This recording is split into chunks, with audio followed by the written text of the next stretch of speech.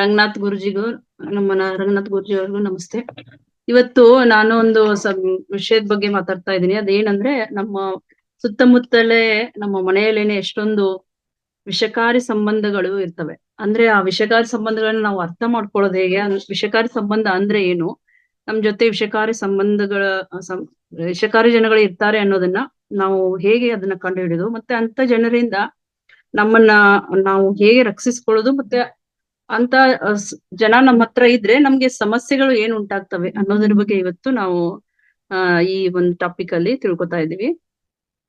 So ವಿಷಕಾರಿ ಸಂಬಂಧ ಅಂದ್ರೆ ಸಂಬಂಧಗಳನ್ನ ಅರ್ಥ ಮಾಡಿಕೊಳ್ಳೋದೇನಂತಂದ್ ಹೇಗೆ ಅಂತಂದ್ರೆ ನಮ್ಮ ಒಂದು ಸಂತೋಷ, ಮಾನಸಿಕ ಆರೋಗ್ಯ ಮತ್ತು ನಮ್ಮ ಜೀವನದ ಗುಣಮಟ್ಟವನ್ನ ರೂಪಿಸೋಕೆ ನಮ್ಮ ಸಂಬಂಧಗಳು ಒಂದು ಮುಖ್ಯವಾದ ಪಾತ್ರವನ್ನ ವಹಿಸುತ್ತವೆ. ಯಾಕಂದ್ರೆ ಒಂದು ಹೆಲ್ದಿ ನಮ್ಮ ಹತ್ರ ಒಂದು ಆರೋಗ್ಯವಂತ ಕುಟುಂಬ ಇದ್ರೆ ಅಂತ ಸಕಾರಾತ್ಮಕ ಸಂಬಂಧಗಳು ನಮ್ಮನ್ನ ಪೋಷಿಸ್ತವೆ ಮತ್ತೆ ನಮ್ಮನ್ನ ಉನ್ನತ ಮಟ್ಟಕ್ಕೆ ಏರ್ಸಕ್ ಕೂಡ ಅವು ಸಹಾಯ ಮಾಡ್ತವೆ. ಅದೇ ಒಂದು ವಿಷಕಾರಿ ಸಂಬಂಧಗಳು ನಮ್ಮ ಹತ್ರ ಇದ್ರೆ ಅಂತವ್ರು ಏನ್ ಮಾಡ್ತಾರೆ, ನಮ್ಮನ್ನ ಭಾವನಾತ್ಮಕವಾಗಿ ಮತ್ತೆ ಮಾನಸಿಕವಾಗಿ ಮತ್ತೆ ದೈಹಿಕವಾಗಿಯೂ ಕೂಡ ಮ್ಯಾನಿಪುಲೇಟ್ ಮಾಡೋದು ಅಥವಾ ಖಾಲಿ ಮಾಡೋದು, ಬರಿದು ಮಾಡಬಹುದು ಅಂತ ಹೇಳ್ತಾರೆ. ನಿಮ್ಮ ಜೀವನದಲ್ಲಿ ವಿಷಕಾರಿ ಜನರನ್ನ ನೀವು ಗುರುತಿಸೋದು ಹೇಗೆ ಮತ್ತೆ ಅವರೊಂದಿಗೆ ಹೇಗೆ ನೀವು ವ್ಯವಹರಿಸಬೇಕು ಅನ್ನೋದನ್ನ ನಾವು ಅರ್ಥ ಮಾಡ್ಕೋತಾ ಇದೀವಿ. ನಿಮ್ಮ ಒಂದು ವೈಯಕ್ತಿಕ ಯೋಗಕ್ಷೇಮ ಮತ್ತೆ ಬೆಳವಣಿಗೆಗೆ ಇದು ತುಂಬಾ ಅವಶ್ಯಕವಾಗಿದೆ. ಇಂಥ ಒಂದು ವಿವರವಾದ ಈ ವಿಷಯದಲ್ಲಿ ವಿಷಕಾರಿ ಸಂಬಂಧಗಳು ಯಾವುವು, ವಿಷಕಾರಿ ವ್ಯಕ್ತಿಗಳನ್ನ ಹೇಗೆ ಗುರುತಿಸೋದು ಮತ್ತೆ ಅವರು ಉಂಟು ಮಾಡೋ ಕೆಲವು ಸಮಸ್ಯೆಗಳು ಏನಿರ್ತವೆ ಅದನ್ನೇ ನಾವು ರಕ್ಷಿಸ್ಕೊಳ್ಳೋದು ಮತ್ತೆ ಅದಕ್ಕೆ ಒಂದು ಪರಿಣಾಮಕಾರಿ ತಂತ್ರಗಳನ್ನ ಅನ್ವೇಷಿಸ್ತೇವೆ. ಸೊ ವಿಷಕಾರಿ ಸಂಬಂಧ ಅಂದ್ರೆ ಏನು? ವಿಷಕಾರಿ ಸಂಬಂಧ ಅಂದ್ರೆ ಎರಡು ಜನರ ನಡುವಿನ ಪರಸ್ಪರ ಕ್ರಿಯೆಗಳು. ಅಂದ್ರೆ ಇಬ್ರು ಮಾತುಗಳು ಇರ್ತಾವಲ್ಲ, ಈಗ ಇಬ್ರು ಮಾತಾಡ್ತಾ ಇರ್ತಾರೆ, ಅದು ಯಾರೇ ಆಗಿರ್ಬೋದು, ಕುಟುಂಬದಲ್ಲಿ ಯಾರೇ ಆಗಿರ್ಬೋದು, ಗಂಡ ಹೆಂಡತಿ ಆಗಿರ್ಬೋದು, ತಂದೆ ಮಗ ಆಗಿರ್ಬೋದು, ಅಮ್ಮ ಮಗಳು ಆಗಿರ್ಬೋದು, ಯಾವ್ದೇ ಸಂಬಂಧ. ಇದು ಬರೇ ಗಂಡ ಹೆಂಡತಿಗೆ ಮಾತ್ರ ಸಂಬಂಧ ಆಗಲ್ಲ, ಮನೇಲಿ ಕುಟುಂಬ ಅಂದ್ಮೇಲೆ ಎಲ್ರಿಗೂ ಸಂಬಂಧ ಇರುತ್ತೆ. ಅಲ್ಲಿ ನಡುವಾಗ ಅವ್ರದ್ದು ಕ್ರಿಯೆಗಳೇನಿರ್ತವೆ, ನಾನ್ ಹೆಚ್ಚು ನೀನ್ ಹೆಚ್ಚು ಅಂತ ವಾದ ವಿವಾದ ಜಾಸ್ತಿ, ಯಾರು ಸೋಲಲ್ಲ ಅಲ್ಲಿ. ಪರಸ್ಪರ ಕ್ರಿಯೆಗಳು ನಿರಂತರವಾಗಿ, ಅದರಿಂದ ಏನು ಆ ಒಂದು ಕನ್ವರ್ಸೇಷನ್ ಅಲ್ಲಿ ಯಾರಿಗೂ ಏನು ಇದು ಆಗಲ್ಲ, ಉಪಯೋಗ ಅಂತ ಅಲ್ಲ, ಬಟ್ ಹಾನಿ ಅಂತೂ ನಿರಂತರವಾಗಿ ಹಾನಿ ಆಗುತ್ತೆ, ಒತ್ತಡ ಆಗುತ್ತೆ, ಅಥವಾ ನಿಮ್ಮ ಅಸಂತೋಷವನ್ನ ಉಂಟು ಮಾಡ್ತದೆ. ಈ ಸಂಬಂಧಗಳು ಪರಸ್ಪರವಾಗಿ ಗೌರವ, ನಂಬಿಕೆ ಮತ್ತು ಬೆಂಬಲವನ್ನು ಹೊಂದಿರೋದೇ ಇಲ್ಲ. ವಿಷಕಾರಿ ವ್ಯಕ್ತಿಗಳು ತಮ್ಮ ಅಗತ್ಯಗಳನ್ನ ಇತರರಿಗಿಂತ ಏನ್ ಮಾಡ್ತಾರೆ ಅಂದ್ರೆ ಹೆಚ್ಚಾಗಿ ಆದ್ಯತೆ ನೀಡ್ತಾರೆ. ಮೊದ್ಲು ಪ್ರಿಫರೆನ್ಸ್ ಕೊಡೋದವ್ರು ಅವ್ರು ಗೆಲ್ಬೇಕು ಅಂತಾನೆ ಈ ತರ ಅವರು ಒಂದು ವಾದ ವಿವಾದದಲ್ಲಿ ಇರ್ತಾರೆ. ಸೊ ಅವರು ಇತರಿಗಿಂತ ಹೆಚ್ಚಾಗಿ ಆದ್ಯತೆ ನೀಡ್ತಾ ಇರ್ತಾರೆ. ನಿಯಂತ್ರಣವನ್ನ ಕಾಪಾಡಿಕೊಳ್ಳಲು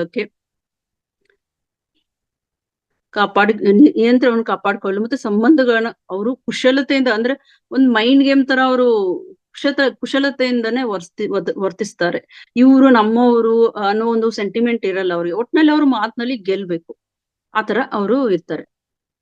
ಸೊ ನಿಯಂತ್ರಣವನ್ನ ಅವ್ರ ಮೇಲೆ ಕಂಟ್ರೋಲ್ ಹೇರೋದಾಗ್ಲಿ, ನಂದೇ ನಡಿಬೇಕು, ನಾನೇ ಗೆಲ್ಬೇಕು ಅನ್ನೋ ಇದ್ರಲ್ಲಿ ಇರ್ತಾರೆ. ನಿಯಂತ್ರಣವನ್ನು ಕಾಪಾಡ್ಕೊಳ್ಳೋಕೆ ಕುಶಲತೆಯಿಂದ ವರ್ತಿಸೋದು ಮತ್ತೆ ಅವರ ಸುತ್ತಮುತ್ತಲಿರುವ ಭಾವನಾತ್ಮಕ ಯೋಗಕ್ಷೇಮವನ್ನು ಅವರು ಕಡೆಗಣಿಸ್ತಾರೆ. ಯಾರಿಗೆ ಏನೇ ಅನ್ಸ್ಲಿ, ಯಾರಿಗೆ ಅವ್ರಿಗೆ ಎಷ್ಟೇ ನೋವಾಗ್ಲಿ, ನಾನ್ ಮಾತ್ರ ಮಾತಲ್ಲಿ ಗೆಲ್ಬೇಕು. ಈ ವಿಶೇಷತ್ವದ ಏನಿರ್ತವೆ, ಎರಡು ಗಂಡ ಹೆಂಡತಿ ಅಂದ್ರೆ ಎರಡು ಪಾರ್ಟ್ನರ್ ಮಧ್ಯೆ ಮಾತ್ರ ಇರಲ್ಲ, ಅವಕ್ ಮಾತ್ರ ಸೀಮಿತ ಆಗಲ್ಲ. ಇದು ಸ್ನೇಹಿತರೊಂದಿಗೆ ಇರ್ಬೋದು, ಕುಟುಂಬಗಳೊಂದಿಗೆ ಇರ್ಬೋದು, ಮತ್ತೆ ನಾವು ಕೆಲಸ ಮಾಡೋ ಜಾಗದಲ್ಲಿ ಕೂಡ ಇರ್ಬೋದು, ಅಥವಾ ಸಾಮಾಜಿಕ ವಲಯದಲ್ಲಿ ಕೂಡ ಇವು ಅಸ್ತಿತ್ವದಲ್ಲಿ ಇರ್ತವೆ. ಮತ್ತೆ ಅದರ ಮಧ್ಯಭಾಗದಲ್ಲಿ ವಿಷಕಾರಿ ಸಂಬಂಧ ನಿಮ್ಮ ಸ್ವಾಭಿಮಾನವನ್ನ ಏನ ಮಾಡ್ತದೆ, ದುರ್ಬಲಗೊಳಿಸ್ತದೆ. ಅವಾಗ ನಿಮ್ಮಲ್ಲಿ ಆತಂಕ, ನೀವು ತಪ್ಪಿಲ್ಲರೂ ನಿಮ್ಗೆ ತಪ್ಪಿಸಸ್ತ ಭಾವನೆ ಬರೋ ತರ ಅವರು ನಿಮ್ಮನ್ನ ಹತಾಶೆನ ನಿಮ್ಮಲ್ಲಿ ತುಂಬ್ತಾ ಇರ್ತಾರೆ. ನೀವು ಕರೆಕ್ಟ್ ಆಗಿದ್ರು ನಿಮ್ಗೆ ಅನ್ಸ್ಬೇಕು ನೀವು ತಪ್ಪಾಗಿದ್ದೀರಾ, ನಂದೇ ತಪ್ಪೇನೋ ಅನ್ನೋ ತರ ಅವರು ನಿಮ್ಮನ್ನ ಆತರ ಮಾಡ್ತಾ ಇರ್ತಾರೆ. ನಿಮ್ಮನ್ನ ಬೆಂಬಲಿಸೋ ಬದಲು ನಿಮ್ಮನ್ನ ಭಾವನಾತ್ಮಕವಾಗಿ ಅವರು ಮ್ಯಾನಿಪುಲೇಟ್ ಮಾಡ್ತಾ ಇರ್ತಾರೆ.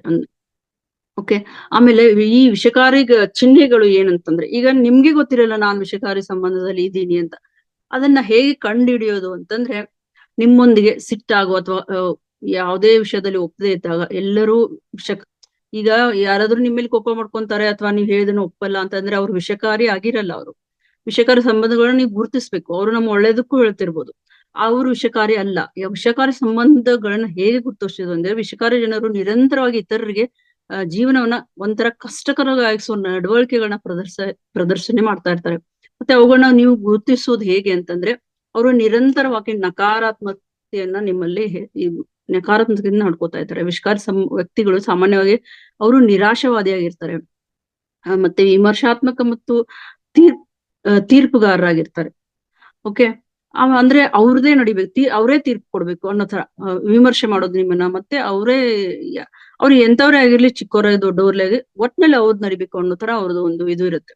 ಸೊ ಅವರು ವಿಪರೀತವಾಗಿ ನಿಮ್ ಮೇಲೆ ಕಂಪ್ಲೇಂಟ್ ಮಾಡ್ತಾನೆ ಇರೋದು, ಮತ್ತೆ ಪರಿಹಾರಗಳಿಗಿಂತ ಸಮಸ್ಯೆಗಳ ಮೇಲೆ ಕೇಂದ್ರೀಕರಿಸುತ್ತಾರೆ. ಈಗ ನೀವೇನಾದ್ರು ಕೇಳಕ್ ಹೋಗಿ ಅವರು ನಿಮ್ಮನ್ನ ನಿಮ್ಗೆ ಪರಿಹಾರ ಕೊಡೋದ್ ಬಿಟ್ಟು ಏನ್ ಮಾಡ್ತಾರೆ ಅಂದ್ರೆ, ನಿಮ್ಮ ಸಮಸ್ಯೆಗಳು ನೀನ್ ಮಾಡಿದ್ರೆ ಹಿಂಗ ಆಗ್ತಾ ಇತ್ತ, ನೀನ್ ಈ ತರ ಮಾಡಿದಕ್ಕೆ ತಾನೇ ಈ ತರ ಆಗೋದು, ಒಂಥರ ಆತರ ಇತರನ್ನು ನಿಮ್ಮ ನಕಾರಾತ್ಮಕತೆಗೆ ಅದನ್ನ ಅವರು ನಿಮ್ಮನ್ನ ಎಳೆದೊಯ್ತಾ ಇರ್ತಾರೆ. ಎರಡನೇದು ಕುಶಲತೆಯಿಂದ ವರ್ತಿಸ್ತಾ ಇರ್ತಾರೆ. ಕುಶಲತೆಯು ಶಿಕಾರಿ ವ್ಯಕ್ತಿಗಳ ವಿಶಿಷ್ಟ ಲಕ್ಷಣ ಇದು. ಅವ್ರು ತಮ್ಗೆ ಬೇಕಾದನ್ನ ಪಡೆಯೋಕೆ ಒಂದು ಅಪರಾಧ ಪ್ರಜ್ಞೆ, ಸುಳ್ಳು ಹೇಳೋದು ಅಥವಾ ಭಾವನಾತ್ಮಕವಾಗಿ ನಿಮ್ಮನ್ನ ಎಮೋಷನಲ್ ಬ್ಲಾಕ್ ಮೇಲ್ ಮಾಡೋದಾಗ್ಲಿ ಅಂತ ತಂತ್ರಗಳನ್ನ ಬಳಸೋದು. ನೀವು ನಿಜವಾಗಿಯೂ ನನ್ನ ಬಗ್ಗೆ ಕಾಳಜಿ ವಹಿಸಿದ್ರೆ ನೀನು ನನಗಾಗಿ ಇದನ್ನು ಮಾಡುತ್ತೀರಿ ಅಂತ ಇಂಥ ಮಾತುಗಳು ಮಾತಾಡೋದು, ಒಂಥರ ವ್ಯಂಗ್ಯವಾಗಿ ಮಾತಾಡೋದು ಈ ತರ ಹೇಳ್ತಾ ಇರ್ತಾರೆ. ಮತ್ತೆ ನಿಮ್ಮ ಸ್ವಂತ ಅಗತ್ಯತೆಗಳಿಗಿಂತ ಅವರ ಅಗತ್ಯತೆಗೆ ಅವ್ರು ಏನ್ ಮಾಡ್ತಾರೆ, ಆದ್ಯತೆ ಜಾಸ್ತಿ ಕೊಡ್ತಾ ಇರ್ತಾರೆ. ಸೊ ಪರಾನುಭೂತಿಯ ಕೊರತೆ, ಅಲ್ಲಿ ಪರರಿಗೆ ಅನುಭೂತಿ ಇರಲ್ಲ ಅವ್ರಿಗೆ. ಆಲ್ರೆಡಿ ನಾನು ಹೇಳಿದಾಗೆ ಬೇರೆ ಬಗ್ಗೆ ಅನುಭೂತಿ, ಅವ್ರು ನಮ್ಮವರೇ ಆಗಿ ತಂದೆ ತಾಯಿ ಆಗಿದ್ರು ಕೂಡ ಅವ್ರು ಹಾಗೆ ಇರ್ತಾರೆ. ವಿಷಯಕಾರಿ ಜನರು ಇತರರೊಂದಿಗೆ ಸಹಾನುಭೂತಿ ಅಂದ್ರೆ ಮಾತಲ್ಲಿ ಗೆಲ್ಬೇಕು. ಸಂಬಂಧದಲ್ಲಿ ಅವ್ರಿಗೆ ಸಹಾನುಭೂತಿ ಅಂದ್ರೆ ಒಟ್ನಲ್ಲಿ ಅವ್ರ ಮೇಲೆ ಏನು ಸೆಂಟಿಮೆಂಟ್ ಇಲ್ಲ ಅಂತಲ್ಲ, ಬಟ್ ಅವರು ಮಾತಿನಲ್ಲಿ ಹೇಳಿದಾಗ ಮಾತ್ರ ಅವ್ರಿಗೆ ಗೆಲ್ಬೇಕು. ಶಿಕಾರಿ ಜನರು ಇತರರೊಂದಿಗೆ ಸಹಾನುಭೂತಿ ಹೊಂದಕ್ಕೆ ಹೆಣಗಾಡ್ತಾ ಇರ್ತಾರೆ. ಅವರು ನಿಮ್ಮ ಭಾವನೆಗಳನ್ನ ತಳ್ಳಿ ಹಾಕ್ಬಹುದು, ಮತ್ತೆ ನಿಮ್ಮ ಅನುಭವಗಳನ್ನ ಕಡಿಮೆಗೊಳಿಸ್ಬೋದು, ಅಥವಾ ನಿಮಗೆ ಬೆಂಬಲ ಬೇಕಾದಾಗ ಅಸಡ್ಡೆಯಿಂದ ವರ್ತಿಸೋದು, ಈ ತರ ಎಲ್ಲ ಮಾಡ್ತಾ ಇರ್ತಾರೆ. ನಾಲ್ಕನೇದಾಗಿ ಅಸೂಯೆ ಬೇರೆಯವ್ರ ಕಂಡ್ರೆ ಅಸೂಯೆ. ನಿಮ್ಮ ಸಾಧನೆಗಳನ್ನ ಈಗ ನೀವ್ ಯಾವ್ದಾದ್ರು ಸಾಧನೆ ಮಾಡಿದ್ರೆ ನಿಮ್ಗೆ ಒಂದು ಇದು ಕಾಂಗ್ರಾಚುಲೇಷನ್ಸ್ ಹೇಳೋದ್ ಬಿಟ್ಟು ಅವ್ರು ನಿಮ್ಮ ಸಾಧನೆಗಳನ್ನ ಅದಕ್ಕೊಂದು ವ್ಯಂಗ್ಯವಾಗಿ ಏನಾದ್ರು ಮಾತಾಡುದು. ಅಂದ್ರೆ ನಿಮ್ಮ ಸಾಧನೆಗಳನ್ನ ಆಚರಿಸಬಹುದು. ವಿಷಯಕಾರಿ ವ್ಯಕ್ತಿಗಳು ನಿಮ್ಮ ಯಶಸ್ಸನ್ನ ಕಡಿಮೆಗೊಳಿಸಕ್ಕೆ ಅಥವಾ ನೀವು ಮಾಡದೇ ಇರೋ ತರ ಮಾಡ್ಬೋದು. ಮೀರು ನೀವು ಮಾಡಿದ್ರೆ ನಿಮ್ಗೆ ಅವರು ಒಂದು ಏನಾದ್ರು ವ್ಯಂಗ್ಯವಾಗಿ ಮಾತಾಡೋದು, ನಿಮ್ನ ಯಾವ್ದು ಹೊಗಳೋದಲ್ಲ, ಈ ತರ ಮಾಡ್ತಾರೆ. ಅಥವಾ ಅಸಮಾಧಾನವನ್ನ ತೋರಿಸೋದು, ಮತ್ತೆ ಇತರರ ಪ್ರಗತಿಯಿಂದ ಬೆದರಿಕೆಯನ್ನ ಅನುಭವಿಸ್ತಾರೆ ಮತ್ತು ಹಾಗಾಗಿ ಅನಗತ್ಯವಾಗಿ ಸ್ಪರ್ಧಿಸ್ತಾರೆ. ನಿಮ್ಗೆ ಅವಾಗ ಏನ್ ಅನ್ಸುತ್ತೆ, ಅವರು ನಿಮ್ಮವರೇ ಆಗಿರ್ತಾರೆ. ನೋಡಿ 80% ಜನ ವಿಷಯಕಾರಿ ನಮ್ಮ ಇದ್ರಲ್ಲೇ ಇರ್ತಾರೆ, ನಮ್ಮ ಫ್ಯಾಮಿಲಿದಲ್ಲೇ ಇರ್ತಾರೆ, ನಮ್ಮ ಮನೇಲೇ ಇರ್ತಾರೆ. ಸೊ ನಿಮ್ಗೆ ಅವಾಗ ಏನ್ ಅನ್ಸುತ್ತೆ, ನಾನು ಎಷ್ಟ್ ಮಾಡಿದ್ರು ಇವ್ರು ಖುಷಿನೇ ಆಗಲ್ಲ, ನಾನು ಏನು ಮಾಡ್ಲೇಬಾರ್ದು, ನಿಮ್ಗೆ ಅನ್ಸೋ ತರ ಅವರು ಬಿಹೇವ್ ಮಾಡ್ತಾ ಇರ್ತಾರೆ. So victim mentality. 5th one is victim mentality. ವಿಷಯಕಾರಿ ಜನರು ತಮ್ಮ ಕ್ರಿಯೆಗಳಿಗೆ ವಿರಳವಾಗಿ ಜವಾಬ್ದಾರರಾಗಿರ್ತಾರೆ.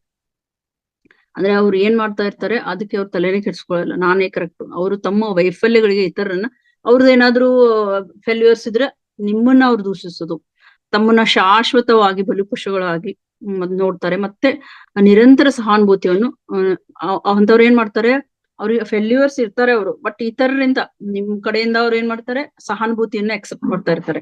ನೀವು ಅವರಿಗೆ ಸಹಾನುಭೂತಿ ತೋರ್ಸ್ಲಿ ಅನ್ನೋದು ಅವ್ರಿಗೆ ಇರುತ್ತೆ, ಬಟ್ ಅವ್ರು ಮಾತ್ರ ಯಾರಿಗೂ ತೋರ್ಸಲ್ಲ ಆತರ.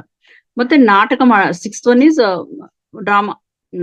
ಅವರು ಒಂಥರ ನಾಟಕ ಕೇಂದ್ರಿತ ನಡವಳಿಕೆ, ಸಂಘರ್ಷದಲ್ಲಿ ರಚಿಸುವ ಮತ್ತು ಈಗ ಏನಾದ್ರು ಒಂದು ಜಗಳ ಆಯ್ತು ಅಂತಂದು ಕೊಡಿ, ಮತ್ತೆ ಅಭಿವೃದ್ಧಿ ಹೊಂದುವ ವಿಷಯಕಾರಿ ವ್ಯಕ್ತಿಯ ಶಕ್ತಿಯಾಗಿದೆ ಇದು. ಸಂಘರ್ಷದಲ್ಲಿ ರಚಿಸುವ ಮತ್ತು ಅಭಿವೃದ್ಧಿ ಹೊಂದುವ ವಿಷಯಕಾರಿ ವ್ಯಕ್ತಿಯ ಶಕ್ತಿಯಾಗಿದೆ. ಇದೊಂದು ಏನಂತಂದ್ರೆ ಅದು ಅವ್ರದೊಂದು ಶಕ್ತಿ ಅನ್ಕೊಂತಾರೆ ಅವರು. ಈಗ ಜಗಳದಲ್ಲಿ ಅವರೇ ಗೆಲ್ಲುದು, ಅವರು ಗಾಸಿಪ್ ಮಾಡ್ತಾ ಇರ್ತಾರೆ, ವಿವಾದಗಳನ್ನ ಹುಟ್ಟಾಕ್ತಾ ಇರ್ತಾರೆ, ಎಲ್ಲದನ್ನು ಹುಟ್ಟಾಕೋ ಒಂದು ಕಲೆ ಇರುತ್ತೆ ಅವರಲ್ಲಿ. ಮತ್ತೆ ಸಣ್ಣ ಭಿನ್ನಾಭಿಪ್ರಾಯಗಳನ್ನ ಜಾಸ್ತಿ ಮಾಡುದು, ಹಾಗಾಗಿ ಅವರ ಹಿನ್ನೆಲೆಯಲ್ಲಿ ಅವ್ಯವಸ್ಥೆಯನ್ನ ಬಿಡ್ತಾ ಇರ್ತಾರೆ.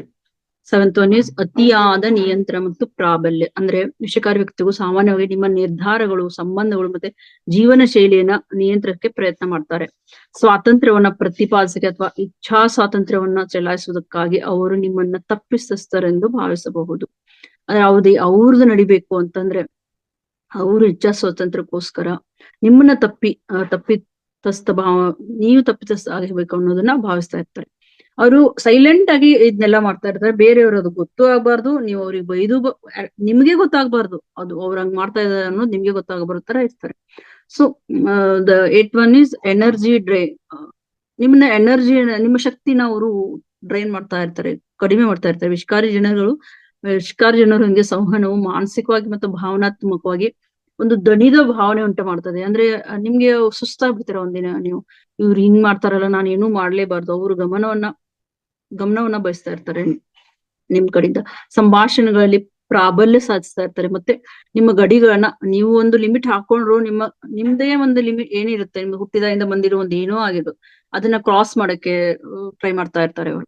ಮತ್ತೆ ವಿಷಕಾರಿ ಜನರಿಂದ ಉಂಟಾಗುವ ತೊಂದರೆಗಳು ಏನು ಅಂತಂದ್ರೆ, ಈ ವಿಷಕಾರಿ ವ್ಯಕ್ತಿಗಳೊಂದಿಗೆ ವಾಸಿಸುವುದು ಅಥವಾ ಈಗ ಸಂವಹನ ಮಾಡುವುದು ನಿಮ್ಮ ಮಾನಸಿಕ, ಭಾವನಾತ್ಮಕ ಮತ್ತು ದೈಹಿಕ ಆರೋಗ್ಯದ ಮೇಲೆ ಕೂಡ ಕೆಲವು ಗಮನಾರ್ಹವಾದ ಅದು ಪರಿಣಾಮ ಬಿದ್ದೇ ಬೀಳುತ್ತೆ. ಈ ಸವಾಲುಗಳನ್ನ ನೀವು ಪರಿಶೀಲಿಸಬೇಕಾಗುತ್ತೆ. ಈಗ ಅದರಿಂದ ನೀವು ಭಾವನಾತ್ಮಕವಾಗಿ ಬಳಲ್ತಾ ಇರ್ತಾರೆ. ಈ ವಿಷತತ್ವಕ್ಕೆ ನಿರಂತರವಾಗಿ ನೀವು ಅಂತ ಜನರುಗಳ ಜೊತೆ ಇದ್ದಾಗ ಒಡ್ಡಿಕೊಳ್ಳೋದ್ರಿಂದ ಏನಾಗುತ್ತೆ ಅಂದ್ರೆ, ನಿಮ್ಮ ಭಾವನಾತ್ಮಕ ಶಕ್ತಿ ಕುಗ್ಗು ಹೋಗ್ತಾ ಇರುತ್ತೆ. ಅವರು ಉಂಟು ಮಾಡುವ ಒತ್ತಡದ ಕಾರಣದಿಂದಾಗಿ ನೀವು ನಿರಂತರವಾಗಿ ಏನು ಸೋತ್ ಹೋಗಿರ್ತೀರ, ಮತ್ತೆ ದಣಿದಿರ್ತೀರ. ಅಥವಾ ದೈನಂದಿನ ಕಾರ್ಯಗಳನ್ನ ನಿಭಾಯಿಸಲು ಕೂಡ ನಿಮ್ಮ ಅಸಮರ್ಥರಾಗಿರ್ತೀರ. ಯಾಕಂದ್ರೆ ಆತರ ನಿಮ್ಗೆ ಮನೇಲಿ ಹೊರಗಡೆ ಹೋದ್ರೆ ಹುಳ ಬಿಟ್ಟು ನಿಮ್ ತಲೆಯಲ್ಲಿ ಹೋಗಿರ್ತಾರ, ನೀವು ಅದನ್ನೇ ಯೋಚನೆ ಮಾಡ್ಕೊಂಡು ನಿಮ್ಮ ಕೆಲ್ಸ ಒಂದು ಡೇ ಟು ಡೇ ಆಕ್ಟಿವಿಟೀಸ್ ಮಾಡೋಕ್ಕೂ ನಿಮ್ಗೆ ಕಷ್ಟ ಆಗೋ ತರ ಅವ್ರು ಮಾಡಿರ್ತಾರೆ. ಬಟ್ ಅವ್ರಿಗಂತೂ ಏನ್ ಅನ್ಸಲ್ಲ, ಜಸ್ಟ್ ಅವ್ರು ಮಾತಾಡ್ಬಿಟ್ಟು ಇದ್ ಮಾಡ್ಬಿಟ್ಟು ಓಕೆ, ಆತರ ಜನಗಳು. ಮತ್ತೆ ಕಡಿಮೆ ಸ್ವಾಭಿಮಾನ. ನಿಮ್ಗೆ ವಿಷಕಾರಿ ಜನರಿಂದ ಆಗಾಗ್ಗೆ ಟೀಕೆ, ಕೀಳರಿಮೆಗೆ ನೀವು ಅಥವಾ ಕುಶಲತೆಯು ನಿಮ್ಮ ಆತ್ಮವಿಶ್ವಾಸವನ್ನ ಕುಗ್ಗಿಸಬಹುದು. ಅವರು ಅಂತ ಜನರಿಂದ ನೀವು ಟೀಕೆಗೊಳಗಾಗ್ತಾ ಇದ್ದೀರಾ, ನಿಮ್ಗೆ ಕೀಳರಿಮೆ ಅನಿಸ್ತಾ ಇರುತ್ತೆ.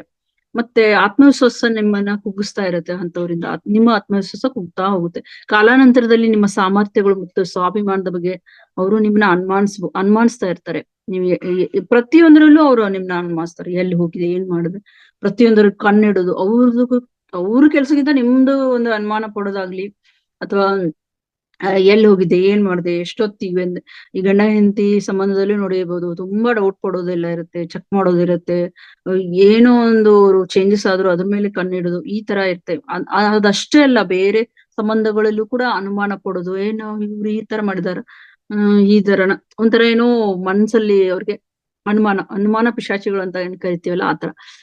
ಮತ್ತೆ ಮೂರನೇದು ದೀರ್ಘಕಾಲದ ಒತ್ತಡ ಮತ್ತು ಆತಂಕ. ವಿಷಕಾರಿ ಜನರು ಅವರ ಉಪಸ್ಥಿತಿಯಲ್ಲಿ ಹೆಚ್ಚಾಗಿ ನಿಮ್ಮನ್ನ ತುದಿಯಲ್ಲಿ ಇರಿಸ್ತದೆ. ಅಂದ್ರೆ ಅವರ ಅನಿರೀಕ್ಷಿತ ನಡವಳಿಕೆ, ನಿರಂತರ ನಾಟಕ ಅಥವಾ ನಕಾರಾತ್ಮಕ ಶಕ್ತಿಯು ದೀರ್ಘಕಾಲದ ಒತ್ತಡ ಮತ್ತೆ ಆತಂಕವನ್ನ ಇದು ನಿಮ್ನ ಪ್ರಚೋದಿಸಬಹುದು.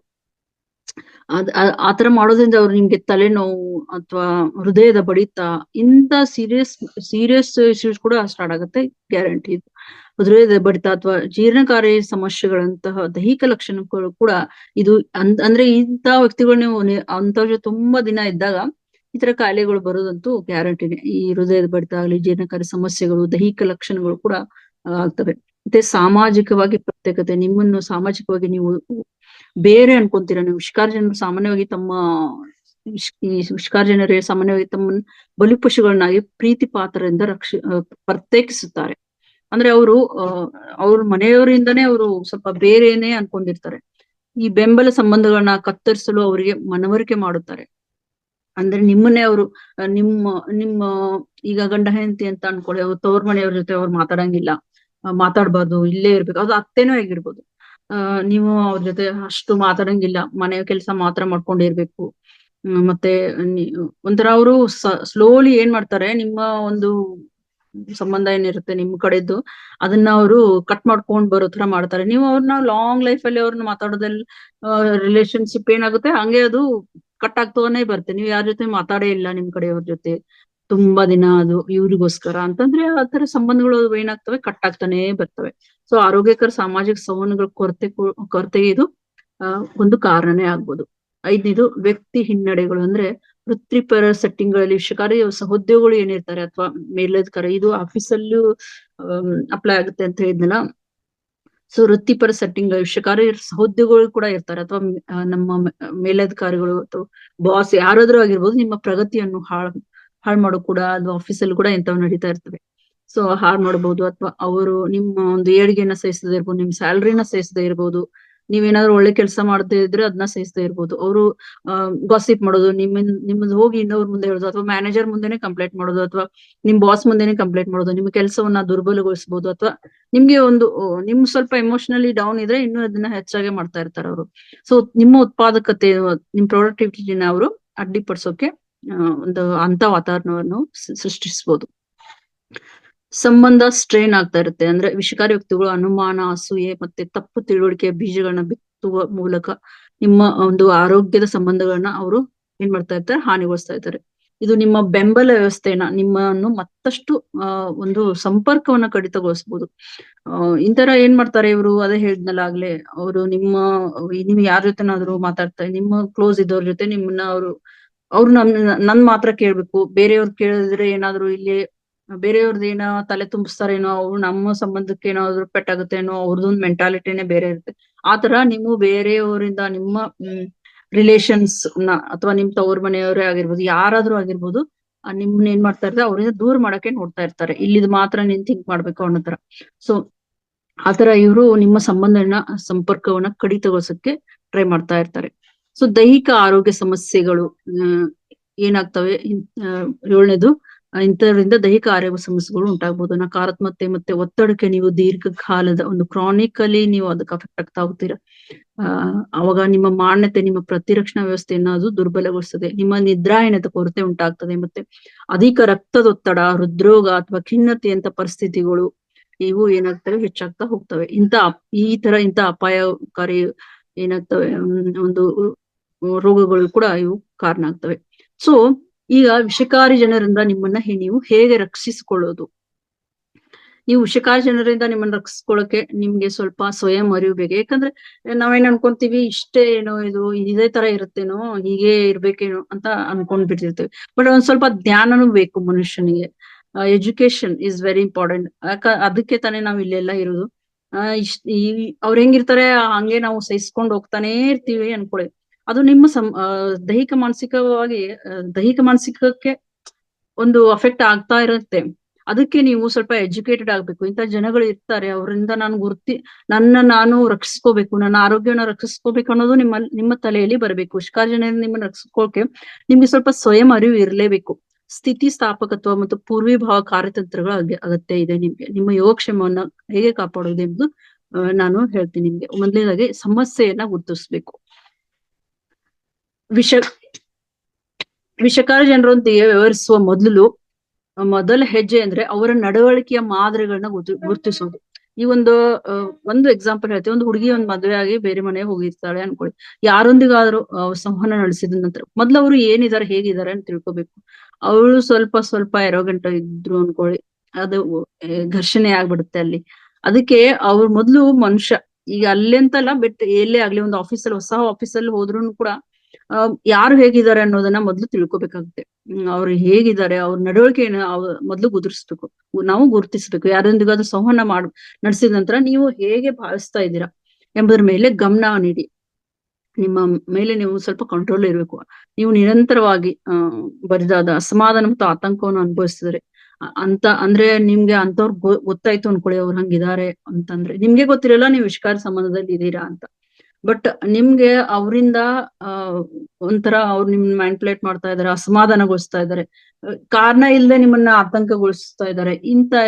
ಈ ತರ ಸಿಚುವೇಶನ್ ಇರ್ತಾ ಇದ್ರೆ ನೀವೇನ್ ಅನ್ಕೋಬೇಕು, ನಾನು ಒಂದು ವಿಷಕಾರಿ ಸಂಬಂಧದಲ್ಲಿ ಇದ್ದೀನಿ ಅಂತ ಅನ್ಕೋಬೇಕು ನೀವು.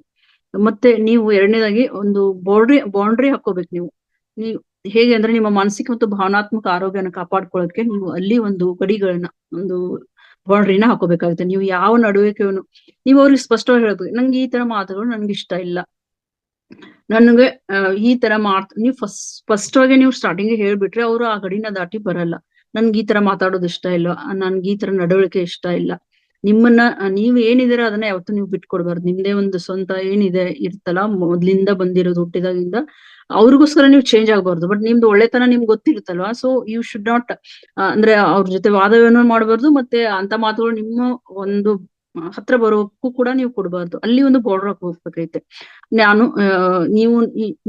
ನೀವು ಯಾವ ನಡವಳಿಕೆಯನ್ನ ಸಹಿಸೋದಿಲ್ಲ ಅದನ್ನ ಅವ್ರಿಗೆ ವಿಷಕಾರಿ ವ್ಯಕ್ತಿಗಳಿಗೆ ನೀವು ತಿಳಿಸಿ. ಉದಾಹರಣೆಗೆ ಅವರು ನಿರಂತರವಾಗಿ ಟೀಕೆನೆ ಮಾಡ್ತಾ ಇದ್ದಾರೆ. ವ್ಯಕ್ತಿಗತ ಸಂಭಾಷಣೆಗಳನ್ನ ಮಿತಿಗೊಳಿಸಿ. ಏನ್ ಮಾಡಿ, ಅವರ ಕಂಟಿನ್ಯೂಸ್ಲಿ ನಿಮ್ಗೆ ಅದನ್ನ ಟೀಕೆ ಮಾಡ್ತಾ ಇದ್ದಾರೆ ಅನ್ಕೊಳ್ಳಿ, ನೀವು ಅದನ್ನ ಟೀಕೆ ಮಾಡ್ತಾ ಇರಬಹುದು. ನೀವು ಅಲ್ಲೇ ನೀವು ಸ್ಟಾಪ್ ಮಾಡ್ಬೇಕು.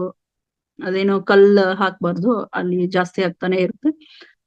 ಆ ಅವಾಗ ನೀವು ಅದನ್ನ ಏನ್ ಮಾಡ್ಬೇಕು, ಅವರಿಂದ ಸ್ವಲ್ಪ ಅಲ್ಲೇ ಬಿಟ್ಬಿಡ್ಬೇಕು ಅದನ್ನ. ಮತ್ತೆ ಭಾವನಾತ್ಮಕ ಬೇರ್ಪಡಿಕೆ, ಕುಶಲತೆಯ ಭಾವನೆ ಚರ್ಚೆಗಳಿಂದ ನಿಮ್ಮನ್ನು ನಯವಾಗಿ ಕ್ಷಮಿಸಿ.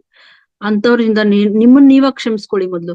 ಅಂತ ಚರ್ಚೆಗಳಿಂದ ನಿಮ್ಮನ್ನು ನಯವಾಗಿ ನೀವು ಕ್ಷಮಿಸಿ. ನೀವು ನಾನು ಹಿಂಗ್ ತರ ಮಾಡಿದ್ರೆ ಚೆನ್ನಾಗಿರ್ತೇನೋ, ನಾನು ವಾದ ಮಾಡ್ಬೇಕಾಯ್ತು ಅಂತ ಅನ್ಕೋಬೇಡಿ. ನೀವು ಕರೆಕ್ಟ್ ಇದ್ದೀರ ನಿಮ್ಗೆ ಗೊತ್ತಾದ್ರೆ ನೀವು ನಯವಾಗಿ ನಿಮ್ಮನ್ನ ನೀವು ಕ್ಷಮಿಸಿ. ಮತ್ತೆ ಮೂರನೇದು ಭಾವನಾತ್ಮಕ ಬೇರ್ಪಡುವಿಕೆಯ ಅಭ್ಯಾಸ. ಅಂದ್ರೆ ಬೇರ್ಪಡುವಿಕೆ ಅಂದ್ರೆ ನೀವು ಈಗ ಅಂತವ್ರ ಜೊತೆ ಇದ್ದೀರಾ ಅಂತಂದ್ರೆ ಅದ್ರಿಂದ ಅವರಿಂದ ಬೇರೆ ಆಗೋದು ತಪ್ಪು ಏನು ಇಲ್ಲ ಆಕ್ಚುಲಿ. ಅಂದ್ರೆ ನೀವು ಕಾಳಜಿಯನ್ನ ಅವ್ರು ಈಗ ಮನೇಲಿ ಇದಾರೆ, ಅವ್ರು ನೀವು ನಿಮ್ಮವರೇ ಇದಾರೆ ಅನ್ಕೊಳ್ಳಿ, ಅವರು ತುಂಬಾ ಕ್ಲೋಸ್ ಇದಾರೆ ಅನ್ಕೊಳ್ಳಿ, ನೀವು ಅವ್ರನ್ನ ಬಿಟ್ಬಿಡಕ್ಕೂ ಆಗಲ್ಲ, ಬಿಟ್ಟು ಹೋಗಕ್ಕೂ ಆಗಲ್ಲ. ಬಿಟ್ಟು ಹೋಗ್ತೀನಿ ಅಂತಂದ್ರೆ ಬಿಡ್ತೀನಿ, ಅವ್ರ ಬಗ್ಗೆ ಅವ್ರ ಜೊತೆ ಯೋಚನೆ ಮಾಡೋದ್ ಬಿಡ್ತೀನಿ ಅಂತಂದ್ರೆ ನೀವು ಅವ್ರ ಬಗ್ಗೆ ಕಾಳಜಿ ಮಾಡೋದ್ ನಿಲ್ಸ್ತೀರಾ ಅಂತ ಅಲ್ಲ. ಅವ್ರ ಕ್ರಿಯೆಗಳು ನಿಮ್ಮ ಭಾವನೆಗಳನ್ನ ನಿಯಂತ್ರಿಸಕ್ಕೆ ಬಿಡುವುದನ್ನ ನೀವು ನಿಲ್ಸ್ತಿರ್ತೀರಿ. ಅಂದ್ರೆ ಅವ್ರು ಏನ್ ಮಾಡ್ತಾರೆ ಅದನ್ನ ನೀವು ಅವ್ರ ಭಾವನೆಗಳು ಏನಿದಾವೆ ಅದಕ್ಕೆ ನೀವು ಪ್ರತಿಕ್ರಿಯೆ ಮಾಡೋದನ್ನ ಮಾತ್ರ ನಿಲ್ಸ್ತೀರಾ. ಅದ್ರ ಹೊರತಾಗಿ ನೀವು ಅವ್ರ ಕಾಳಜಿ ಬಗ್ಗೆ ನಿಲ್ಸ್ತಾ ಇದೀರಿ, ಅವ್ರ ಬಗ್ಗೆ ನೀವು ಯೋಚನೆ ಮಾಡೋದ್ ನಿಲ್ಸ್ತಾ ಇದೀರಾ, ಅಥವಾ ಅವ್ರ ಕೇರ್ ಮಾಡೋದ್ ನಿಲ್ಸ್ತಾ ಇದೀರಾ ಅಂತಲ್ಲ. ಶಾಂತವಾಗಿರಿ. ನೀವು ಅವ್ರ ಮಾತುಗಳನ್ನ ವೈಯಕ್ತಿಕವಾಗಿ ನೀವು ತೆಗೆದುಕೊಳ್ಬೇಡಿ. ಮತ್ತೆ ಹಠಾತ್ ಪ್ರತಿಕ್ರಿಯೆಯನ್ನು ತಪ್ಪಿಸಿ. ನೀವು ಇಮಿಡಿಯೇಟ್ ಆಗೋ ಕೆಲವು ಪ್ರತಿಕ್ರಿಯೆಗಳನ್ನ ಇದರಿಂದ ತಪ್ಪಿಸಬಹುದು, ಯಾಕಂದ್ರೆ ನೀವು ಶಾಂತ ಆಗಿದ್ದಾಗ. ಸೊ ನಿಮ್ಮನ್ನ ನೀವು ನೋಡ್ಕೋಬೇಕು. ಅವ್ರನ್ನ ನೀವು ಚೇಂಜ್ ಮಾಡಕ್ ಹೋದ್ರೆ ಅವ್ರು ಆ ತರ ಬಂದವ್ರು ಯಾವತ್ತೂ ಚೇಂಜ್ ಆಗಲ್ಲ. ಅವರು ನಿಮ್ಮನ್ ಮಾತ್ರ ನೀವು ಚೇಂಜ್ ಮಾಡ್ಕೋಬೇಕಾಗುತ್ತೆ. ನಿಮ್ಮ ಒಡ್ಡುವಿಕೆಯನ್ನ ಮಿತಿಗೊಳಿಸಿ. ಜಾಸ್ತಿ ಅವ್ರ ಜೊತೆ ಅಟ್ಯಾಚ್ ಆಗೋದು, ಎಲ್ಲ ನಮ್ಮವ್ರೆ ಅಲ್ವಾ ಅಂತೇಳಿ ಅಟ್ಯಾಚ್ ಆಗೋದು, ಅವರು ನಮ್ಮ ಮಗಾನೂ ಆಗಿರ್ಬೋದು ಅಥವಾ ಹೆಂಡತಿ ಗಂಡ ಯಾವುದೇ ಅಂತ ಸಂಬಂಧ ಅಂತ ಹೇಳಿದ್ನಲ್ಲ ಅದಕ್ಕೆ. ಸೊ ಸಾಧ್ಯವಾದ ವಿಷ್ಕಾರ್ಜನಗೆ ನೀವು ಕಳೆಯುವ ಸಮಯವನ್ನ ಕಡಿಮೆ ಮಾಡಿ. ಸಂಬಂಧಗಳನ್ನ ಕತ್ತರಿಸುವುದು ಒಂದು ಆಯ್ಕೆಯಾಗಿಲ್ಲದ ಅಂತ ಸಂದರ್ಭದಲ್ಲಿ, ಉದಾಹರಣೆಗೆ ವಿಷಕಾರಿ ಸಹೋದ್ಯೋಗಿ ಸಂವಹನಗಳನ್ನು ಕಟ್ಟುನಿಟ್ಟಾಗಿ ವೃತ್ತಿಪರವಾಗಿ ಮತ್ತು ಕನಿಷ್ಠವಾಗಿ ಅಂದ್ರೆ ನಿರ್ವಹಿಸಿ. ಮತ್ತೆ ನೀವು ಈಗ ಆಫೀಸೇ ಅನ್ಕೊಳ್ಳಿ, ಅಲ್ಲೂ ನಿಮ್ಗೆ ಕೆಲಸ ಬಿಡಬೇಕು ಅನ್ನೋ ಪರಿಸ್ಥಿತಿ ಇಲ್ಲ, ಮಾಡ್ಲೇಬೇಕು ಅಂತ ಅಂದಾಗ ಕೂಡ ನೀವು ಅಲ್ಲಿ ಒಂದು ಜಾಣತನದಿಂದ ಇದನ್ನ ವರ್ತಿಸ್ಬೇಕಾಗತ್ತೆ. ಇದಕ್ಕೆ ಒಂದು ನಾನು ಕತೆ ಹೇಳ್ತೀನಿ ಆಮೇಲೆ. ಸೊ ಆಫೀಸಲ್ಲಿ ಹೇಗೆ ವರ್ತಿಸ್ಬೇಕು ಅಂತ. ಸೊ ಧನಾತ್ಮಕ ಪ್ರಭಾವಗಳೊಂದಿಗೆ ನಿಮ್ಮನ್ನ ನೀವು ಸರೌಂಡ್ ಮಾಡ್ಕೊಳ್ಳಿ, ಸುತ್ತುವರಿ. ನಿಮ್ಮನ್ನ ಉನ್ನತೀಕರಿಸುವ ಮತ್ತು ಪ್ರೋತ್ಸಾಹಿಸುವ ಜನರ ನಿಮ್ಗೆ ಯಾರು ಸಪೋರ್ಟ್ ಮಾಡ್ತಾರೆ ಅಥವಾ ನಿಮ್ಮನ್ನ ಪ್ರೋತ್ಸಾಹಿಸ್ತಾ ಇರ್ತಾರೆ ಅಂತ ಬೆಂಬಲ ವ್ಯವಸ್ಥೆಯನ್ನು ನಿರ್ಮಿಸಿ. ಅಂದ್ರೆ ಸಕಾರಾತ್ಮಕ ಸಂಬಂಧಗಳು ವಿಷತ್ವ ಪರಿಣಾಮಗಳನ್ನ ಸಮತೋಲನಗೊಳಿಸುತ್ತವೆ. ನಿಮ್ಗೆ ಶಕ್ತಿ ಮತ್ತೆ ದೃಷ್ಟಿಕೋನವನ್ನು ಅವು ನೀಡ್ತವೆ. ನೀವು ಅಂತ ವ್ಯಕ್ತಿಗಳು ನಿಮ್ಮನ್ನ ಪ್ರೋತ್ಸಾಹಿಸ್ತಾ ಇರ್ತಾರೆ, ನಿಮ್ಮನ್ನ ಹೋಗ್ತಾ ಇರ್ತಾರೆ, ಅಥವಾ ನಿಮ್ಮ ಏಳಿಗೆ ಒಂದು ಇಷ್ಟಪಡ್ತಾರೆ ಅಂತವ್ರ ಜೊತೆ ನೀವು ಇರ್ಬೇಕಾಗುತ್ತೆ. ಅವ್ರ ಹೊರಗಿನವರಾದ್ರೂ ಪರವಾಗಿಲ್ಲ, ಅವ್ರ ಜೊತೆ ಇರೋದ್ರಿಂದ ನಿಮ್ಮ ಇಲ್ಲಿದು ಮನೇಲಿ ಆತರ ಇದ್ರೆ ಆತರ ವ್ಯಕ್ತಿಗಳ ಜೊತೆ ಇದ್ರೆ ನಿಮ್ಗೆ ಅಟ್ಲೀಸ್ಟ್ ಒಂದು ನೀವು ಮೆಂಟಲಿ ರಿಲ್ಯಾಕ್ಸ್ ಆಗಿರ್ತಾ. ಸ್ವ ಆರೈಕೆಗೆ ಆದ್ಯತೆ ನೀಡಿ. ನಿಮ್ಮ ದೈಹಿಕ, ಭಾವನಾತ್ಮಕ ಮತ್ತು ಮಾನಸಿಕ ಯೋಗಕ್ಷೇಮದಲ್ಲಿ ನೀವು ಸ್ವ ಆರೈಕೆಯನ್ನ ಮಾಡ್ಕೊಳ್ಳಿ. ನೀವು ಅಂತ ಅಭ್ಯಾಸಗಳು ಅಂದ್ರೆ ಧ್ಯಾನ ಮಾಡೋದು ಒತ್ತಡವನ್ನು ಕಡಿಮೆ ಮಾಡುತ್ತದೆ, ಮತ್ತೆ ಭಾವನಾತ್ಮಕ ಸ್ಥಿತಿಸ್ಥಾಪಕತ್ವನ ಇದು ಹೆಚ್ಚಿಸ್ತದೆ. ಧ್ಯಾನ ಮಾಡೋದಾಗ್ಲಿ ಅಥವಾ ವ್ಯಾಯಾಮ ಮಾಡೋದಲ್ಲಿ ಎಂಡಾರ್ಫಿನ್ ಗಳನ್ನ ಬಿಡುಗಡೆ ಮಾಡ್ತದೆ ಇದು. ಮತ್ತೆ ಯಾಕಂದ್ರೆ ನೀವು ಅಲ್ಲಿ ಮಾನಸಿಕವಾಗಿ ಎಷ್ಟು ಇದಾಗಿರ್ತೀರಲ್ಲ, ಸೊ ಧ್ಯಾನ ಮಾಡೋದ್ರಿಂದ ಅಥವಾ ನೀವು ಮನೆಯಲ್ಲಿ ವ್ಯಾಯಾಮ ಮಾಡೋದ್ರಿಂದ ಆ ಯೋಚನೆಗಳನ್ನ ನೀವು ಧ್ಯಾನ ಮಾಡೋದ್ರಿಂದ ಅಂತ ಯೋಚನೆಗಳನ್ನ ಬರೋದ್ರಿಂದ ತಡಿಬಹುದು. ವ್ಯಾಯಾಮ ಮಾಡೋದ್ರಿಂದ ನಿಮ್ಮ ದೈಹಿಕ ಶಕ್ತಿ ಕೂಡ ಹೆಚ್ಚಾಗುತ್ತೆ. ಎಂಡಾರ್ಫಿನ್ ಗಳನ್ನ ಬಿಡುಗಡೆ ಮಾಡ್ತದೆ ಮತ್ತು ಮನಸ್ಥಿತಿ ಮತ್ತು ಶಕ್ತಿಯ ಮಟ್ಟವನ್ನ ನಿಮ್ಮನ್ನ ಸುಧಾರಿಸುತ್ತದೆ. ಸೊ ನೀವು ಅದನ್ನೇ ಯೋಚನೆ ಮಾಡ್ಕೊಂಡು ಕೂತ್ರೆ ನೀವೇ ಡೌನ್ ಆಗ್ತೀರ ಹೊರತಾಗಿ ನಿಮ್ಗೇನು ನೀವು ಏನು ಸಾಧನೆ ಮಾಡಕ್ಕಾಗಲ್ಲ. ಮತ್ತೆ ಜರ್ನಲಿಂಗ್, ನಿಮ್ಮ ಭಾವನೆಗಳನ್ನ ಪ್ರಕ್ರಿಯೆಗೊಳಿಸಕ್ಕೆ ಮತ್ತು ವಿಷಕಾರಿ ಸಂಬಂಧಗಳಲ್ಲಿ ನೀವು ಸ್ಪಷ್ಟತೆಯನ್ನ ಪಡೆಯಕ್ಕೆ ಇದು ಸಹಾಯ ಮಾಡ್ತದೆ ಜರ್ನಲಿಂಗ್. ಮತ್ತೆ ನೀವು ಸ್ವಲ್ಪ ಇಲ್ಲ ಅನ್ನೋದನ್ನ ಕಲಿಬೇಕು. ಇಲ್ಲ ಅಂತ ಹೇಳೋದನ್ನ ಹೇಗೆ ಅಂದ್ರೆ, ನಮ್ಮವರೇ ಅಲ್ವಾ, ಹೇಗೆ ಇಲ್ಲ ಅನ್ನೋದು ಇಂತ ಇದು ಎಲ್ಲ ಬೇಡ. ಎದಕ್ಕೆ ಇಲ್ಲ ಅನ್ಬೇಕು, ಅದಕ್ಕೆ ಇಲ್ಲ ಅಂತ ಹೇಳಬೇಕಾಗುತ್ತೆ. ನಿಷ್ಕಾರ ಜನರು ಸಾಮಾನ್ಯವಾಗಿ ಸಮರ್ಥನೆಯೊಂದಿಗೆ ಹೋರಾಡುವವರನ್ನ ಬಳಸ್ಕೊಳ್ತಾರೆ. ಅಂದ್ರೆ ಅವ್ರಿಗೆ ಪ್ರತಿಕ್ರಿಯೆ ಮಾಡ್ತಾ ಇರ್ತೀರಲ್ಲ ಅಂತವ್ರನ್ನೇ ಅವರು ಬಳಸ್ಕೊಳ್ಳೋದು. ಯಾರನ್ನ ಅವ್ರಿಗಿಂತ ಕೆಳಮಟ್ಟ ಇಡೋರ್ನೇ ಬಳಸ್ಕೋತಾರೆ. ಅವ್ರಿಗಿಂತ ಪವರ್ಫುಲ್ ಆಗಿರೋರ್ನ ಜೊತೆ ಯುದ್ಧ ಮಾಡಕ್ ಹೋಗಲ್ಲ ಅವ್ರು. ಅವ್ರಿಗಿಂತ ಕೆಳಗಡೆ ಯಾರು ಇರ್ತಾರೋ ಎಸ್ಪೆಷಲಿ ಅಂತವ್ರನ್ನೇ ಅವ್ರ ಮಾತು ಕೇಳ್ತಾರೆ. ಅವ್ರಿಗಿಂತ ದುರ್ಬಲವಾಗಿರೋರ್ನ ಮಾತ್ರ ಅವರು ಬಳಸ್ಕೊಂತಾ ಇರ್ತಾರೆ. ಸೊ ತಪ್ಪಿತಸ್ಥ ಭಾವನೆ ಇಲ್ಲದೆ ದೃಢವಾಗಿ ಮತ್ತು ಗೌರವದಿಂದ ಇಲ್ಲ ಅಂತ ನೀವು ಅವ್ರಿಗೆ ಹೇಳ್ಬೋದು. ನೀವು ತಪ್ಪಿಲ್ಲ ಅಂತಂದ್ಮೇಲೆ ನೀವು ಅವ್ರಿಗೋಸ್ಕರ ನೀವು ಅಕ್ಸೆಪ್ಟ್ ಮಾಡ್ಕೋದಾಗಲಿ ಅಂತ ಅದೆಲ್ಲ ಮಾಡ್ಬಾರ್ದು. ನೀವೇನ್ ಮಾಡ್ಬೇಕು, ನಿಮ್ ತಪ್ಪಿತಸ್ಥ ಭಾವನೆ ಇಲ್ಲ ಅಂತಂದಾಗ ನೀವು ಸ್ಪಷ್ಟವಾಗಿ ದಿಸ್ ಇಸ್ ನಾಟ್ ಕರೆಕ್ಟ್, ಇದು ತಪ್ಪು ಅಂತ ನೀವು ಹೇಳಬೇಕು. ನೀವು ನೋ ಅಂತ ಹೇಳಬೇಕು. ಅದನ್ನ ನೀವು ಅಭ್ಯಾಸ ಮಾಡ್ಕೋಬೇಕು. ನೆನ್ಪಿಡಿ, ಇತರರನ್ನ ನೀವು ಸಂತೋಷ ಪಡಿಸೋದಕ್ಕಿಂತ ನಿಮ್ಮ ಶಾಂತಿಯನ್ನ ರಕ್ಷಿಸೋದು ತುಂಬಾ ಮುಖ್ಯವಾಗಿದೆ ಇಲ್ಲಿ. ಸೊ ವೃತ್ತಿಪರ ಸಹಾಯವನ್ನು ಪಡಿಬೇಕು. ಈ ತುಂಬಾ ಇಂಥವೆಲ್ಲ ಇದು ಮನೇಲಿ ಜಾಸ್ತಿ ಆಯ್ತು ಅನ್ಕೊಳ್ಳಿ. ಸೊ ದೈಹಿಕ ಹಲ್ಲೆ ಇಂಥವೆಲ್ಲ ಆಯ್ತು ಅಂತ ಅಂದಾಗ ನೀವು ಹೊರಗಿನ ಸಹಾಯನ ಪಡಿಬೇಕಾಗತ್ತೆ. ದೈಹಿಕ ಹಲ್ಲೆ ಮಾಡೋದು ಇಂಥದ್ದು ಮಾಡ್ತಾ ಇರ್ತಾರೆ ಇಂಥ ವಿಷಕಾರಿ ಜನಗಳು.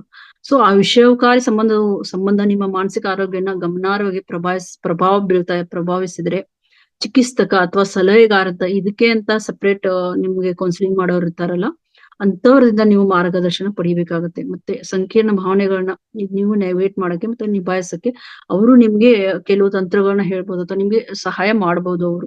ಸೊ ಇದು ವಿಪರೀತ ಅನ್ಸಿದ್ರೆ, ನನ್ನಿಂದ ಹ್ಯಾಂಡಲ್ ಮಾಡಕ್ ಆಗಿಲ್ಲ ಅಂತ ಅನ್ಸಿದ್ರೆ ನೀವು ಅಂತವ್ರಿಂದ ನೀವು ಸಹಾಯ ತಗೊಳ್ಳೋದ್ರಲ್ಲಿ ಏನ್ ತಪ್ಪಿಲ್ಲ.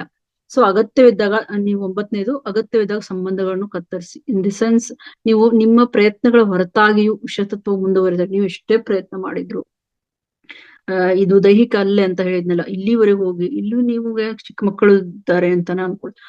ಇಂಥ ವಿಷಯದಲ್ಲಿ ಇದೇನಾಗುತ್ತೆ ಅಂತಂದ್ರೆ, ನಿಮ್ಮ ಪ್ರಯತ್ನಗಳ ಹೊರತಾಗಿ ವಿಷತತ್ವ ಮುಂದುವರಿದ ಸಂಬಂಧಗಳಲ್ಲಿ ನೀವು ನಿಮ್ಮನ್ನ ಸಂಪೂರ್ಣವಾಗಿ ದೂರ ಇಡೋದು ಆರೋಗ್ಯಕರವಾಗಿದೆ. ಯಾಕಂದ್ರೆ ನಿಮಗೋಸ್ಕರ, ನಿಮ್ಮ ಮಕ್ಕಳಿಗೋಸ್ಕರ, ನಿಮ್ಮ ಮಾನಸಿಕ ಆರೋಗ್ಯಕ್ಕೋಸ್ಕರ, ನಿಮ್ಮ ಮಕ್ಕಳ ಮಾನಸಿಕ ಆರೋಗ್ಯಕ್ಕೋಸ್ಕರ. ಇದರತ್ತ ಸ್ನೇಹವನ್ನು ಕೊನೆಗೊಳಿಸೋದು ಅಂತಲ್ಲ, ಕುಟುಂಬದ ಸದಸ್ಯರೊಂದಿಗೆ ಸಂಪರ್ಕವನ್ನ ಕಡಿಮೆ ಮಾಡುವುದು ಅಥವಾ ಹೊಸ ಕೆಲಸವನ್ನ ಹುಡುಕುವುದು. ಇದು ಯಾವಾಗಲೂ ಸುಲಭ ಇಲ್ಲದೆ ಇದ್ರೂ ಕೂಡ ನಿಮ್ಮ ಯೋಗಕ್ಷೇಮಕ್ಕೆ ಆದ್ಯತೆ ನೀಡುವುದು ನಿಮ್ಗೆ ಅತ್ಯಗತ್ಯವಾಗಿದೆ. ಭಾವನಾತ್ಮಕ ಅಪರಾಧ ಮತ್ತು ಸವಾಲುಗಳನ್ನ ನೀವು ಇದರಿಂದ ಏನ್ ಮಾಡೋದು, ಜಯಿಸ್ಬೋದು ಅಂತ. ಶಿಕಾರಿ ವ್ಯಕ್ತಿಯಿಂದ ನಿಮ್ಮನ್ನು ಕತ್ತರಿಸುವುದು ಅಥವಾ ದೂರ ಇಡುವುದು ಅಪರಾಧ ಅಥವಾ ನಿಮ್ಮ ಅನುಮಾನಗಳ ಭಾವನೆಗಳನ್ನ ಕಾರಬಹುದು. ಅಂದ್ರೆ ನೀವು ಅನ್ಕೊಂತೀರಾ ಇದು ತಪ್ಪೇನೋ, ನಾನ್ ಮಾಡ್ತಾ ಇರೋದು ತಪ್ಪೇನೋ ಅಂತ ಅನ್ಕೊಂತೀರಾ. ಬಟ್ ನೀವೇ ಯೋಚನೆ ಮಾಡಿದಾಗ ನಿಮ್ಗ ಅಂತ ಸಂದರ್ಭದಲ್ಲಿ ಇದ್ದಾಗ ಯಾವ ತಪ್ಪು ಯಾವ ಇದೂನು ಅಂತಾನೂ ಗೊತ್ತಾಗಲ್ಲ. ಅದ್ ಹೋಗ್ತಾನೆ ಇರುತ್ತೆ ಹಾಗೆ. ಬಟ್ ನಿಮ್ಮ ಮಾನಸಿಕ ನೀವು ಡ್ರೈನ್ ಎಷ್ಟ್ ಆಗ್ತಾ ಇರ್ತೀರಾ ಅನ್ನೋದು ಗೊತ್ತಾಗಲ್ಲ. ನಿಮ್ಮ ಮಕ್ಕಳು ಚಿಕ್ಕವರಿದ್ದಾಗ ಗೊತ್ತಾಗಲ್ಲ. ಬಟ್ ನೀವು ದೊಡ್ಡವರಿದ್ದಾಗ ಅವ್ರ ಮೇಲೆ ಕೂಡ ಅದು ಪ್ರಭಾವ ಬೀಳುತ್ತೆ. ಅವಾಗ ನಿಮ್ಗೆ ಗೊತ್ತಾಗೋಕ್ಕಿಂತ ನೀವು ಅದಕ್ಕೆ ಸ್ವಲ್ಪ ಅಲರ್ಟ್ ಆಗೋದು ಒಳ್ಳೇದು. ನಿಮ್ಮ ಶಾಂತಿಗೆ ನೀವು ಅರ್ಹರು. ಅಂದ್ರೆ ಹಾನಿಯಿಂದ ನಿಮ್ಮನ್ನ ರಕ್ಷಿಸ್ಕೊಳ್ಳೋದು ಸ್ವಾರ್ಥ ಅಲ್ಲ, ಇದು ಸ್ವಯಂ ಸಂರಕ್ಷಣೆ ಅಂತ ಕರೀತದೆ. ನೆನ್ಪಿಟ್ಕೊಳ್ಳಿ. ಬಿಡುವುದು ಸರಿ ಅಂದ್ರೆ ಪ್ರತಿಯೊಂದು ಸಂಬಂಧವು ಉಳಿಬೇಕೆ ಅಂತಾನೆ ಏನಿಲ್ಲ. ಮತ್ತೆ ಬಿಡುವುದು ಆರೋಗ್ಯಕರ ಸಂಪರ್ಕಗಳಿಗೆ ಜಾಗವನ್ನ ಸೃಷ್ಟಿಸುತ್ತದೆ. ಅಂದ್ರೆ ಬಿಟ್ಟು ಹೋಗೋದು ಅಂತಲ್ಲ, ಅವರಿಂದ ಆದಷ್ಟು ಮಟ್ಟಿಗೆ ನಾವು ಮೆಂಟಲಿ ಆಗಿ ಡಿಟ್ಯಾಚ್ಮೆಂಟ್ ಆಗೋದು ಒಳ್ಳೇದು. ಸೊ ಲಾಸ್ಟ್ಲಿ ಕನ್ಕ್ಲೂಷನ್ ಏನು ಅಂತಂದ್ರೆ, ವಿಷಕಾರಿ ಸಂಬಂಧಗಳು ಮತ್ತೆ ವ್ಯಕ್ತಿಗಳು ನಿಮ್ಮ ಜೀವನದ ಗುಣಮಟ್ಟವನ್ನ ಗಮನಾರ್ಹವಾಗಿ ಏನ್ ಮಾಡ್ತಾ ಇರ್ತಾರೆ, ಪರಿಣಾಮ ಬೀರ್ಬೋದು. ವಿಶ್ವತ್ವದ ಚಿಹ್ನೆಗಳನ್ನ ಗುರುತಿಸುವ ಮೂಲಕ ಇದನ್ನ ನೀವು ಗುರುತಿಸುವ ಮೂಲಕ ನೀವು ಒಂದು ಸ್ಟ್ರಾಂಗ್ ಫೌಂಡೇಶನ್ ಅಲ್ಲಿ ಗಡಿಗಳನ್ನ ಹೊಂದಿಸುವ ಮೂಲಕ ನಿಮ್ಮ ಯೋಗಕ್ಷೇಮ ಮತ್ತೆ ನಿಮ್ಮ ಯೋಗಕ್ಷೇಮಕ್ಕೆ ಆದ್ಯತೆ ಅದ್ರ ಮೂಲಕ ನೀವು ಇದನ್ನ ಕಂಟ್ರೋಲ್ಗೆ ಮರಳಿ ಪಡೆಯಬಹುದು. ಮತ್ತೆ ನಿಮಗಾಗಿ ಆರೋಗ್ಯಕರ ಸಂತೋಷದ ವಾತಾವರಣವನ್ನು ರಚಿಸಬಹುದು. ನೆನಪಿಡಿ, ನಿಮ್ಮ ಸಂತೋಷಕ್ಕೆ ನೀವೇ ಜವಾಬ್ದಾರರು. ಮತ್ತೆ ವಿಷಕಾರಿ ಪ್ರಭಾವದಿಂದ ನಿಮ್ಮನ್ನು ದೂರ ಇಡುವುದು, ಅದನ್ನ ಸಾಧಿಸಲು ಒಂದು ನಿರ್ಣಾಯಕ ಹೆಜ್ಜೆನೇ ಆಗಿದೆ. ನಿಮ್ಮ ಶಾಂತಿಯನ್ನು ರಕ್ಷಿಸುವುದು ಐಷಾರಾಮಿ ಅಲ್ಲ. ಅದು ಅವರು ಬಿಟ್ಟು ಹೋದ್ರು ಅಂತಂದ್ರೆ ಅವ್ರು ಅನ್ಕೊಂತಾರೆ ಅದು ಐಷಾರಾಮಿ ಅಲ್ಲ, ಅದು ನಿಮ್ಮ ಅಗತ್ಯತೆ. ಅದು ಐಷಾರಾಮ ಬೇರೆ, ಅಗತ್ಯತೆ ಬೇರೆ. ಸೊ ಒಂದು ಕತೆ ಹೇಳ್ತೀನಿ ಅಂತ ಹೇಳಿದ್ನಲ್ಲ, ಅದೇನಂದ್ರೆ ಒಂದು ಆಫೀಸ್ ಇರುತ್ತೆ. ಆಫೀಸ್ ಅಲ್ಲಿ ಇರ್ತಾನೆ ಒಳ್ಳೆ ಹುಡುಗನೂ ಹುಡುಗಿ ಒಟ್ಟು ಇರ್ತಾನೆ. ಅವನೇನ್ ಮಾಡ್ತಾ ಇರ್ತಾನೆ, ಒಬ್ನ ಎಂಪ್ಲಾಯ್, ಒಂದು ಆಫೀಸರ್, ಅವನ ಎಂಪ್ಲಾಯ್ ಹೋಗಿ HR ಹತ್ರ ಹೋಗಿ ಹೇಳ್ತಾನೆ, ನನ್ಗೆ ಈ ಕಂಪ್ನಿಯಲ್ಲಿ ಕೆಲಸ ಮಾಡಕ್ಕೆ ಇಷ್ಟ ಇಲ್ಲ, ಇಲ್ಲಿ ತುಂಬಾನೇ ರಾಜಕೀಯ ನಡೀತಾ ಇದೆ, ಮತ್ತೆ ಒಬ್ರಿಗೊಬ್ರು ಅಂಡರ್ಸ್ಟ್ಯಾಂಡಿಂಗ್ ಇಲ್ಲ, ಒಬ್ರ ಮೇಲೆ ಒಬ್ರು ಕಂಪ್ಲೇಂಟ್ ಮಾಡ್ತಾ ಇರ್ತಾರೆ, ಯಾವಾಗ್ಲೂ ಒಬ್ರ ಬಗ್ಗೆ ಒಬ್ರೆ ಗಾಸಿಪ್ ಮಾಡ್ತಾನೆ ಇರ್ತಾರೆ, ತುಂಬಾ ರಾಜಕೀಯ ಮಾಡೋದು ಇದೆಲ್ಲ ಜಾಸ್ತಿ ಆಗಿದೆ ಇಲ್ಲಿ. ಸೊ ಒಬ್ರಿಗೆ ಚಾಳಿ ಹೇಳೋದು ಇದೆಲ್ಲ ಇದೆ. ಸೊ ಇದು ನನ್ನಿಂದ ಸಹಿಸಕ್ ಆಗ್ತಾ ಇಲ್ಲ ಅಂತ ಹೇಳ್ತಾನೆ. ಅದಕ್ಕೆ ನಾನು ಇದನ್ನ ಕೆಲಸ ಬಿಡ್ಬೇಕು ಅನ್ಕೊಂಡಿದೀನಿ ಅಂತ ಹೋಗಿ HR ಮುಂದೆ ಹೇಳ್ತಾನೆ ನಾನು. ಸೊ ಆವಾಗ HR ಏನ್ ಹೇಳ್ತಾನೆ ಅಂತಂದ್ರೆ, ನೀನ್ ಓಕೆ ಸರಿ ಅಂತಂತಾನೆ. ಅಲ್ಲಿ ನೀನು ಈ ಕೆಲಸ ಬಿಟ್ಟು ಹೋಗೋದ್ಕಿಂತ ಮುಂಚೆ ನಾನೊಂದು ನಿನ್ಗೆ ಹೇಳ್ತೀನಿ, ಕೆಲ್ಸ ಹೇಳ್ತೀನಿ, ನೀನು ಅದನ್ನ ಮಾಡ್ಬಿಟ್ಟು ಆಮೇಲೆ ಹೋಗು ಅಂತ ಹೇಳ್ತಾನೆ. ಒಂದು ಗ್ಲಾಸ್ ಕೊಡ್ತಾನೆ ಅವನ ಹತ್ರ. ಗ್ಲಾಸ್ ಅಲ್ಲಿ ಗ್ಲಾಸ್ ತುಂಬಾ ನೀರಿರುತ್ತೆ. ಗ್ಲಾಸ್ ತುಂಬಾ ನೀರಿದ್ದು ಅದನ್ನ ನೀವು ಆಫೀಸ್ ಎಲ್ಲ ಸುತ್ತಾಡ್ಬಾ ಅಂತಾರೆ ಅಂತ ಅದನ್ನ ಹಿಡ್ಕೊಂಡು. ಒಂದು ಡ್ರಾಪ್ ಕೂಡ ನೀರ್ ಬೀಳ್ಬಾರ್ದು ಅಂತ ಹೇಳ್ತಾನೆ. ಸೊ ಅವನೇನ್ ಮಾಡ್ತಾನೆ, ಇಷ್ಟೇನಾ, ಹೌದಾ ಅಂತ ಅನ್ಕೊಂಡು ಅವ್ನು ಒಂದ್ ಗ್ಲಾಸ್ ನೀರ್ ಹಾಕೊಂಡು ಎಷ್ಟು ಆಫೀಸ್ ಎಲ್ಲ ಹಿಂಗ ಸುತ್ತುವರೆದು ವಾಪಸ್ ಅವನ ಹತ್ರ ಬರ್ತಾನೆ. ನೀನ್ ಮಾಡಿದ ಕೆಲಸ ಎಲ್ಲ ಮಾಡಿದೆ ನೋಡು ಅಂತ ಅವ್ನ HR ಮುಂದೆ ಹೇಳ್ತಾನೆ. ಅವಾಗ ಹೌದಾ ಅಂತ ಹೇಳ್ತಾನೆ HR. ಸೊ ಇದನ್ನ ನೀನ್ ಮಾಡುವಾಗ ಈ ಕೆಲಸ ನೀನ್ ಮಾಡುವಾಗ ನೀನ್ ಏನ್ ಮಾಡ್ತಾ ಇದ್ದೆ, ಯಾರಾದ್ರೂ ಒಬ್ರ ಬಗ್ಗೆ ಒಬ್ರು ಗಾಸಿಪ್ ಮಾಡೋದನ್ನ ನೀನ್ ನೋಡಿದ್ಯಾ ಅಂತ ಕೇಳ್ತಾನೆ. ಇಲ್ಲ ಅಂತಂತಾನೆ. ಸೊ ಯಾರಾದ್ರೂ ರಾಜಕೀಯ ಮಾಡೋದನ್ನ ನೀನ್ ನೋಡಿದ್ಯಾ ಅಂತ ಕೇಳ್ತಾನೆ. ಇಲ್ಲ ಅಂತ ಹೇಳ್ತಾನೆ. ಸೊ ಒಬ್ರು ಯಾರಾದ್ರೂ ಗಾಸಿಪ್ ಹೇಳೋದನ್ನ ಅಥವಾ ಜಗಳ ಆಡೋದನ್ನ ಅಥವಾ ಒಬ್ರಿಗೆ ಇದು ಕಂಪ್ಲೇಂಟ್ ಮಾಡೋದನ್ನ ನೀನ್ ಏನಾದ್ರು ನೋಡಿದ್ಯಾ ಅಂತ ಕೇಳ್ತಾನೆ. ಅವನು ಎದಕ್ಕೂ ಇಲ್ಲ ಅಂತಂತಾನೆ. ಸೊ ಇದ್ರ ಅರ್ಥ ಏನು ಅಂತಂದ್ರೆ, ನೀನು ಇದನ್ನ ಮಾಡುವಾಗ, ಈ ಕೆಲಸ ಮಾಡುವಾಗ ನಿನ್ನ ಗಮನ ಎಲ್ಲಿತ್ತು, ಆ ಗ್ಲಾಸ್ದಲ್ಲಿರೋ ನೀರು ಒಂದ್ ಡ್ರಾಪ್ ಕೂಡ ಕೆಳಗಡೆ ಬೀಳ್ಬಾರ್ದು. ಆತರ ನೀನು ಎಲ್ಲ ಕಡೆ ಬರ್ಬೇಕು ಅನ್ನೋದು ಮಾತ್ರ ನಿನ್ ತಲೆಯಲ್ಲಿತ್ತು. ಅದಕ್ಕೆ ನೀನು ಬೇರೆಯವ್ರ ಕಡೆ ಏನು ಗಮನ ಕೊಡ್ಲಿಲ್ಲ. ನೀನು ಆ ಗ್ಲಾಸ್ ಕಡೆ ಮಾತ್ರ ನೀನು ಗಮನ ಇತ್ತು. ಅಂದ್ರೆ ನೀನು ನಿನ್ನ ಕೆಲಸದಲ್ಲಿ ಗಮನ ಕೊಟ್ರೆ ಯಾರು ಗಾಸಿಪ್ ಮಾಡ್ತಾ ಇದಾರೆ, ಯಾರು ಏನ್ ಮಾಡ್ತಾ ಇದಾರೆ ಅನ್ನೋದನ್ನ ನಿನ್ ತಲೆಯಲ್ಲಿ ಯಾಕಿರುತ್ತೆ. ನಿನ್ನ ಕೆಲಸ ನೀನ್ ಮಾಡ್ಕೊಂಡು ಹೋಗ್ತಾ ಇರು. ಅವಾಗ ಏನಾಗುತ್ತೆ, ನೀವು ಯಾರು ಗಾಸಿಪ್ ಮಾಡ್ತಾ ಇದಾರೋ, ಯಾರು ಏನ್ ಮಾಡ್ತಾ ಇದಾರೋ ಅನ್ನೋ ಚಿಂತೆನೆ ಇರಲ್ಲ ನಿಮ್ಗೆ. ಮತ್ತೆ ನೀನು ಈ ತರ ನಿರ್ಧಾರ ಕೂಡ ಬರಲ್ಲ ಅಂತ ಅವನು HR ಅವನ್ಗೆ ಸಲಹೆ ಕೊಡ್ತಾನೆ. ಸೊ ಎಲ್ಲರಿಗೂ ಧನ್ಯವಾದಗಳು ಶಾಂತಿಯಿಂದ ಕೇಳಿದ್ದಕ್ಕೆ. ತುಂಬಾ ಧನ್ಯಗಳು. Thank you. ಮಧುರಾ ಅವರೇ, ಮಧುರಾ ಮೇಡಮ್. ನಮಸ್ತೆ ಗೀತಾ ಮೇಡಮ್. Thank you. ಇದೀನಿ. ತುಂಬಾ ಚೆನ್ನಾಗಿ ಹೇಳಿದ್ವಿ, ವಿಷಕಾರಿ ಜನಗಳಿಂದ ಹೊರಬರೋದು ಹೇಗೆ ಅಂತ. ಅಂದ್ರೆ ಅವರಿಂದ ನಾವು ಎಷ್ಟು ಬೇಗ ಹೊರಗಡೆ ಬರ್ತೀವಿ ಅಷ್ಟು ನಾವು ಚೆನ್ನಾಗಿ ಬೆಳೀತಾ ಹೋಗ್ತೀವಿ ಅಂತ ತುಂಬಾ ಅದ್ಭುತವಾಗಿ ಒಂದು ಪಾಯಿಂಟ್ಸ್ ಅಲ್ಲಿ ಹೇಳ್ತಾ ಹೋಗಿದ್ವಿ. ಎಕ್ಸ್ಪ್ಲನೇಷನ್ ಚೆನ್ನಾಗಿ ಕೊಟ್ರಿ. ಚೆನ್ನಾಗಿತ್ತು madam. Thank you. Thank you. Masters, ಯಾರಾದ್ರೂ ಇದ್ರ ಬಗ್ಗೆ ಏನಾದ್ರೂ ನಿಮಗೆ ಸಂದೇಹಗಳಿದ್ರೆ ಅಥವಾ ನಿಮ್ಮ ಅನುಭವವನ್ನು ಶೇರ್ ಮಾಡ್ಬೋದು. ಗೀತಾ ಮೇಡಮ್ ಇದ್ದಾರೆ.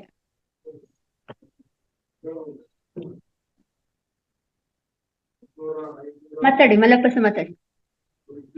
ನಮಸ್ತೆ ಮೇಡಮ್, ಗೀತಾ ಮೇಡಮ್ ಅವ್ರಿಗೆ ನಮಸ್ತೆ ಸರ್.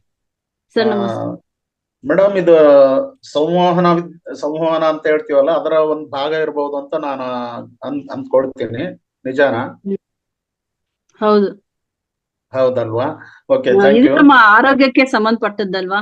ನಾವು ಇದರಿಂದನು ಎಲ್ಲಾನು ಓವರಾಲ್ ಇಲ್ಲಿರೋದೇ, ನಾವು ಈ ಚಾನೆಲ್ ಅಲ್ಲಿ ಇರೋದೇ ಮಾನಸಿಕವಾಗಿ, ದೈಹಿಕವಾಗಿ ಎಲ್ಲಾ ದೃಷ್ಟಿಯಿಂದ ನಮ್ಮ ಆರೋಗ್ಯವನ್ನ ಪಡ್ಕೊಳ್ಳೋಕೆ.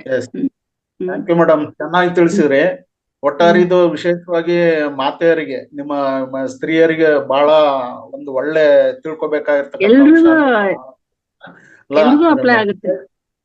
ಅಪ್ಲೈ ಆಗುತ್ತೆ. ಆದ್ರೆ ಬಹುಪಾಲು ಇದು ಹೆಣ್ಮಕ್ಳಿಗೆ ಜಾಸ್ತಿ ಇದಾಗುತ್ತೆ. ಯಾಕಂದ್ರೆ ಅವರು ಅದರಲ್ಲೂ ನೀವ್ ಹೇಳ್ದಾಗೆ ಕಚೇರಿಗಳಲ್ಲಿ ಇದು ಬಹಳಷ್ಟು ನಡೀತಾ ಇರ್ತತೆ. ಕೆಲಸ ಮಾಡೋ ಸ್ಥಳದಲ್ಲಿ ಇಂಥವು ಜಾಸ್ತಿ ನೋಡ್ತೀವಿ ನಾವು. ಹಾಗಾಗಿ ಮನೆಯಲ್ಲಿರುತ್ತೆ, ಮನೆಗಿಂತ ಹೆಚ್ಚಾಗಿ ಉದ್ಯೋಗದಲ್ಲಿ ಇರ್ತಕ್ಕಂಥ ಹೆಣ್ಮಕ್ಳಿಗೆ ಬಹಳಷ್ಟು ಇದು ಅಪ್ಲೈ ಆಗುತ್ತೆ. ತುಂಬಾ ಚೆನ್ನಾಗಿ ಸರಳವಾಗಿ ತಿಳಿಸಿದ್ರು ಮೇಡಮ್ರೆ. ನಿಮಗೆ ಅನಂತ ಧನ್ಯವಾದ. Thank you so much. Thank you so much. Thank you sir. ಅವಕಾಶಕ್ಕಾಗಿ ಧನ್ಯವಾದ Madhura madam. Thank you sir. Thank you. Lakshmidevi ಅಮ್ಮ ಮಾತಾಡಿ, ಅನ್ಮ್ಯೂಟ್ ಮಾಡ್ಕೊಳ್ಳಿ. ನಮಸ್ತೆ ಮೇಡಮ್. ತುಂಬಾ ಚೆನ್ನಾಗಿ ಹೇಳ್ಕೊಟ್ರಿ. ಕೆಟ್ಟರಿಂದ ದುಷ್ಟರಿಂದ ಹೇಗೆ ದೂರ ಇರ್ಬೇಕಂತೇಳಿ ತುಂಬಾ ಚೆನ್ನಾಗಿತ್ತು ಮೇಡಮ್. ಇಬ್ರಿಗೂ ತುಂಬಾ ಧನ್ಯವಾದಗಳು. Thank you Lakshmi madam. Masters, ಮತ್ತೆ ಯಾರಾದ್ರೂ ಏನಾದ್ರು ಕೇಳೋರಿದ್ರೆ ಕೇಳಿ. ಗೀತಾ ಮೇಡಮ್ ಇದ್ದಾರೆ, ಅವರು ಹಿಂದಿಯಲ್ಲಿ ತುಂಬಾ ಚಾಲ್ತಿ ಇರೋ ಮೇಡಮ್. ಹಿಂದಿ ಕ್ಲಾಸ್ ತಗೋತಾರ ಅವರು. ಹಿಂದಿಯಲ್ಲಿ ಪ್ರತಿದಿನ ಸ್ವಾಸ್ಥ್ಯದ ಬಗ್ಗೆನೇ ಹೇಳಿಕ್ ಹೋಗ್ತಾರೆ. ಕನ್ನಡದಲ್ಲಿ ಇವತ್ತು ಸಿಕ್ಕಿದ್ದಾರೆ ನಮ್ಗೆ. Thank you. ವಾಣಿ ವಾಣಿ ಅವ್ರು ಮೇಡಮ್. ಮಾತಾಡ್ತಾ ಇದಾರೆ. ಹಾ ನಮಸ್ತೆ ಮೇಡಮ್ ಮೇಡಮ್. ಮಾತಾಡಿ. ನಮಸ್ತೆ ಮೇಡಮ್. ನಮಸ್ತೆ ಗೀತಾ ಮೇಡಮ್. ನಮಸ್ತೆ, ಹೇಗಿದ್ದೀರಾ? ತುಂಬಾ ಚೆನ್ನಾಗಿದೆ ಮೇಡಮ್ ವಿಷಯ. ನಮ್ ಸುತ್ತಮುತ್ತನೆ ಅದು ಶತ್ರು ಎಲ್ಲಿದ್ದಾನೆ ಅಂದ್ರೆ ಬಗಲ್ ಮೇ ಹೈ ಅಂತ ಹೇಳ್ತಾರಲ್ಲ ದುಶ್ಮನ್ ಕಹಾ ಹೇ ಬಗಲ್ ಮೇ. ಹಾಗೆ ನಾವ್ ತುಂಬಾ ಸೂಕ್ಷ್ಮ ಗಮನಿಸ್ಬೇಕು ಅನ್ನೋದು ನನಗೆ ಇದ್ರಲ್ಲಿ ಅರ್ಥ ಆಯ್ತು. ತುಂಬಾ ಚೆನ್ನಾಗಿ ಹೇಳಿದ್ರಿ ಮೇಡಮ್. ಇದಕ್ಕೆ ಬುಕ್ ಮೇಡಮ್ ನೀವು ರೆಫರ್ ಮಾಡಿದ್ದು ಯಾವ ತರ ಮೇಡಮ್ ಅದು? ಇದು ಆಕ್ಚುಲಿ ನಾನು ಲೈಫ್ ಕೋಚ್ ಮಾಡಿದ್ದೀನಿ ಎಲ್ಲ, ಅದ್ರಲ್ಲಿ ನಮ್ಗೆ ಈ ತರ ಎಲ್ಲ ಹೇಳ್ಕೊಡ್ತಾ ಇದ್ರು. ಬುಕ್ ಯಾವ್ದು ನಾನು ರೆಫರ್ ಮಾಡಿಲ್ಲ ಇದರಲ್ಲಿ. ಸೊ ನಾನು ಅದು ಸರ್ಟಿಫೈಡ್ ಲೈಫ್ ಕೋಚ್ ಮಾಡಿದಾಗ ಇಂಥವೆಲ್ಲ ಹೇಳ್ಕೊಡ್ತಾ ಇದ್ರು. ಹೌದು ಮೇಡಮ್. ರಿಯಲಿ ಬುಕ್ ಎಲ್ಲ ಸಿಗಲ್ಲ ಅಂತ ನಾನು ಅನ್ಕೊಂಡೆ, ಅದಕ್ಕೆ ಕೇಳಿದೆ. ಇಂಥವಕ್ಕೆಲ್ಲ ಚೆನ್ನಾಗಿದೆ ಮೇಡಮ್. ಪ್ರಸ್ತುತ ಸಮಾಜಕ್ಕೆ ನಮ್ ಮಾನಸಿಕವಾಗಿ ನಾವ್ ಹೇಗೆ ಎಬಿಲಿಟಿ ಆಗ್ಬೇಕು ಅನ್ನೋದನ್ನ ಹೇಳಲಿಕ್ಕೆ ತುಂಬಾ ಚೆನ್ನಾಗಿದೆ ಮೇಡಮ್. ಹೊಸ ಹೊಸ ಕ್ರಿಯೇಟಿವ್ ವಿಚಾರಗಳ ಹಂಚ್ಕೊಳ್ಳಿ ಮೇಡಮ್ ಕನ್ನಡ ವೇದಿಕೆನಲ್ಲೂ. Okay, thank you. ತುಂಬಾ ಥ್ಯಾಂಕ್ಸ್ ಯಾವಾಗಲೂ ಮೇಡಮ್. ಹೆಲ್ತ್ ಬಗ್ಗೆ ಹೇಳ್ತಾ ಇದ್ದೆ, ಇವತ್ತು ಇದು ಕೂಡ ನಮ್ಮ ಆರೋಗ್ಯಕ್ಕೆ ಸಂಬಂಧಪಟ್ಟಿದ್ದಲ್ವಾ, ಅದಕ್ಕೆ ಈ ವಿಷಯನ ಪಿಕ್ ಮಾಡಿದ್ದು. ಹೌದು ಮೇಡಮ್, ಬೇಕು. ಇದು ಹೊರಗಡೆ ಎಲ್ಲೂ ಸಿಗಲ್ಲ ಅಂದ್ಮೇಲೆ ನಿಮ್ಮಂತವ್ರೆ ಹಂಚ್ಬೇಕು ಮೇಡಮ್ ಇದನ್ನ. Thank you. Thank you madam. Thank you Vani madam. Thank you Vani madam. Thank you. Sampath Kumar ಮಾತಾಡಿ.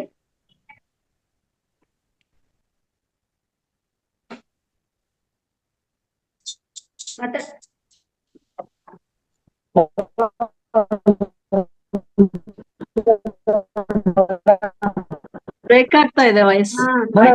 ಕಾರ್ಯಕ್ರಮ ತುಂಬಾ ಚೆನ್ನಾಗಿ ಗೀತಾ ಮೇಡಮ್ ಅವ್ರು ತುಂಬಾ ಚೆನ್ನಾಗಿ ಹೇಳಿದ್ರು. ಇದು ಬುಕ್ಸ್ ಅಂತ ಇದು ವಾಣಿ ಮೇಡಮ್ ಕೇಳಿದ ತಕ್ಷಣ ಇತ್ತು. ಯಾವ್ದು ಎದಕ್ಕೆ ತುಂಬಾ ಸಹಾಯ ಇರ್ಬೋದು, ಬಟ್ ಇದು ನಾನು ನಿರ್ಧಾರ ಕಲ್ಬೇಕಾಗುತ್ತೆ. ಸರಿನೋ ತಪ್ಪ ಅಲ್ಲ, ಅದನ್ನ ತುಂಬಾ ಆಳವಾಗಿ ಅರ್ಥ ಮಾಡ್ಕೊಂಡ್ರೆ ಸ್ವಲ್ಪ ಸಡನ್ನಾಗಿ ನಿರ್ಧಾರ ತಗೊಳಕ್ಕಾಗಲ್ಲ. ಸಾಮಾನ್ಯ ಇರ್ತವೆ. ಮಧುರ ಅವ್ರೆ, ನಿಮ್ಗೆ ಅರ್ಥ ಆಗ್ತಾ ಇದೆಯಾ ಅವ್ರ ಕ್ವಶನ್? ಗೊತ್ತಿಲ್ಲ. ಹಾ, ಸಂಪತ್ ಕುಮಾರ್ ಸರ್, ನಿಮ್ದು ವಾಯ್ಸ್ ಬ್ರೇಕ್ ಆಗ್ತಾ ಇದೆ, ಏನು ಕೇಳಿಸ್ತಾ ಇಲ್ಲ. ಏನ್ ಕ್ವಶನ್ ಅಥವಾ ಏನೋ ಕ್ವಶನ್ ಕೇಳಿದ್ರು ಅವರು. ಏನು ಅಲ್ಲ ಮೇಡಮ್, ಇದು ನಿರಂತರವಾಗಿರೋ ಕುಟುಂಬದ ಹೊರಗಡೆ ನಿರಂತರವಾಗಿರೋ ಸಮಸ್ಯೆಗಳೇ ಹೌದಾ ಅಲ್ವೋ ಅಂತ ಅಷ್ಟು ಬೇಗ ತೊಡಗಾಕ್ತಿರಲ್ಲ ಮೇಡಮ್. ಈ ತರ ಸಂಬಂಧ ತೊಡಗಾಕ್ಲಿಕ್ಕಾಗೋದಿಲ್ಲ. ಕೇಳ್ತಾ ಇಲ್ಲ ಇಲ್ಲ ಮೇಡಮ್, ಕುಟುಂಬದಲ್ಲಿ ಈ ತರ ಸಮಸ್ಯೆಗಳು ಕೇಳ್ತಾ ಇಲ್ಲ. ಕುಟುಂಬದಲ್ಲಿ ಈ ತರ ಸಮಸ್ಯೆಗಳು ಬರ್ತವೆ ಅಂತಂದ್ರು. ಅದಕ್ಕೆ ಆಮೇಲೆ ನೀವು ಚಾಟ್ ಅಲ್ಲಿ ಟೈಪ್ ಮಾಡಿ. ಅದನ್ನ ಅರ್ಥೈಸ್ಕೊಳ್ಳೋದ್ರೆ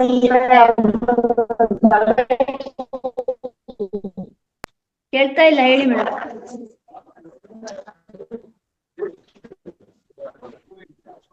ಸಂಪತ್ ಕುಮಾರ್ ಸರ್ ಕೇಳ್ತಾ ಇಲ್ಲ, ನಿಮ್ದು ವಾಯ್ಸ್ ತುಂಬಾ ಬ್ರೇಕ್ ಆಗ್ತಾ ಇದೆ.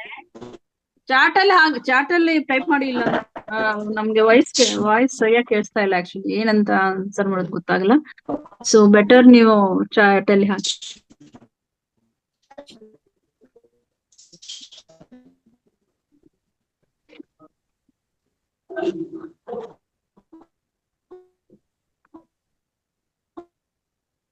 ಮಾಸ್ಟರ್ಸ್, ಮತ್ತೆ ಯಾರಾದ್ರೂ ಸಂದೇಹಗಳಿದ್ರೆ, ಪ್ರಶ್ನೆ ಇದ್ರೆ ಕೇಳಿ.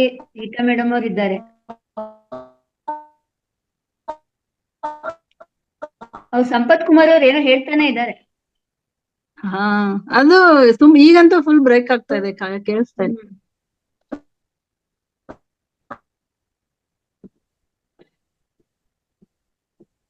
ಮೇಡಮ್ ಆಯ್ತು ಅನ್ಸುತ್ತೆ ಯಾರದು. ಓಕೆ, ಟೈಮು ಆಗಿದೆ. 8:30 ಆಗ್ತಾ ಬಂದಿದೆ. Thank you Madhura madam. Thank you madam. ಇಲ್ಲೇ ತನಕ ನಮ್ಗೆ ಎಲ್ಲರಿಗೂ ಧನ್ಯವಾದಗಳು. ತುಂಬಾ ಚೆನ್ನಾಗಿ ತಿಳಿಸ್ಕೊಟ್ರಿ ಮೇಡಮ್. ಇವತ್ತಿನ ಸೆಷನ್ ತುಂಬಾ ಚೆನ್ನಾಗಾಯ್ತು. ನೀವು ಬಂದು ಇವತ್ತಿನ ಜೀವನ ಶೈಲಿ ಬಗ್ಗೆ ಹೇಳ್ಕೊಟ್ರಿ. ಯಾವ ತರ ಅಳವಡಿಸ್ಕೊಂಡ್ರೆ ನಮ್ ಜೀವನ ನಾವೆಷ್ಟು ಸುಗಮವಾಗಿ ಇಟ್ಕೊಳ್ಬಹುದು. ಈ ವಿಷಕಾರಿ ವಸ್ತು ಅಂದ್ರೆ ಈ ತರ ಅಂದ್ರೆ ಜನರು ಅದನ್ನ ಎಷ್ಟು ಹೊರಗಡೆ ಸಂಬಂಧದಲ್ಲಿ ನಾವು ಹೊರಗಡೆ ನಮ್ಮದೇ ತರ ಆರೋಗ್ಯವಾಗಿರ್ಬೋದು ತುಂಬಾ ಅದ್ಭುತವಾಗಿ ತಿಳಿಸ್ಕೊಟ್ಟಿದ್ರು ಮೇಡಮ್. ನಿಮ್ಗೆ ಧನ್ಯವಾದಗಳು, ತುಂಬ ಹೃದಯದ ಧನ್ಯವಾದಗಳು.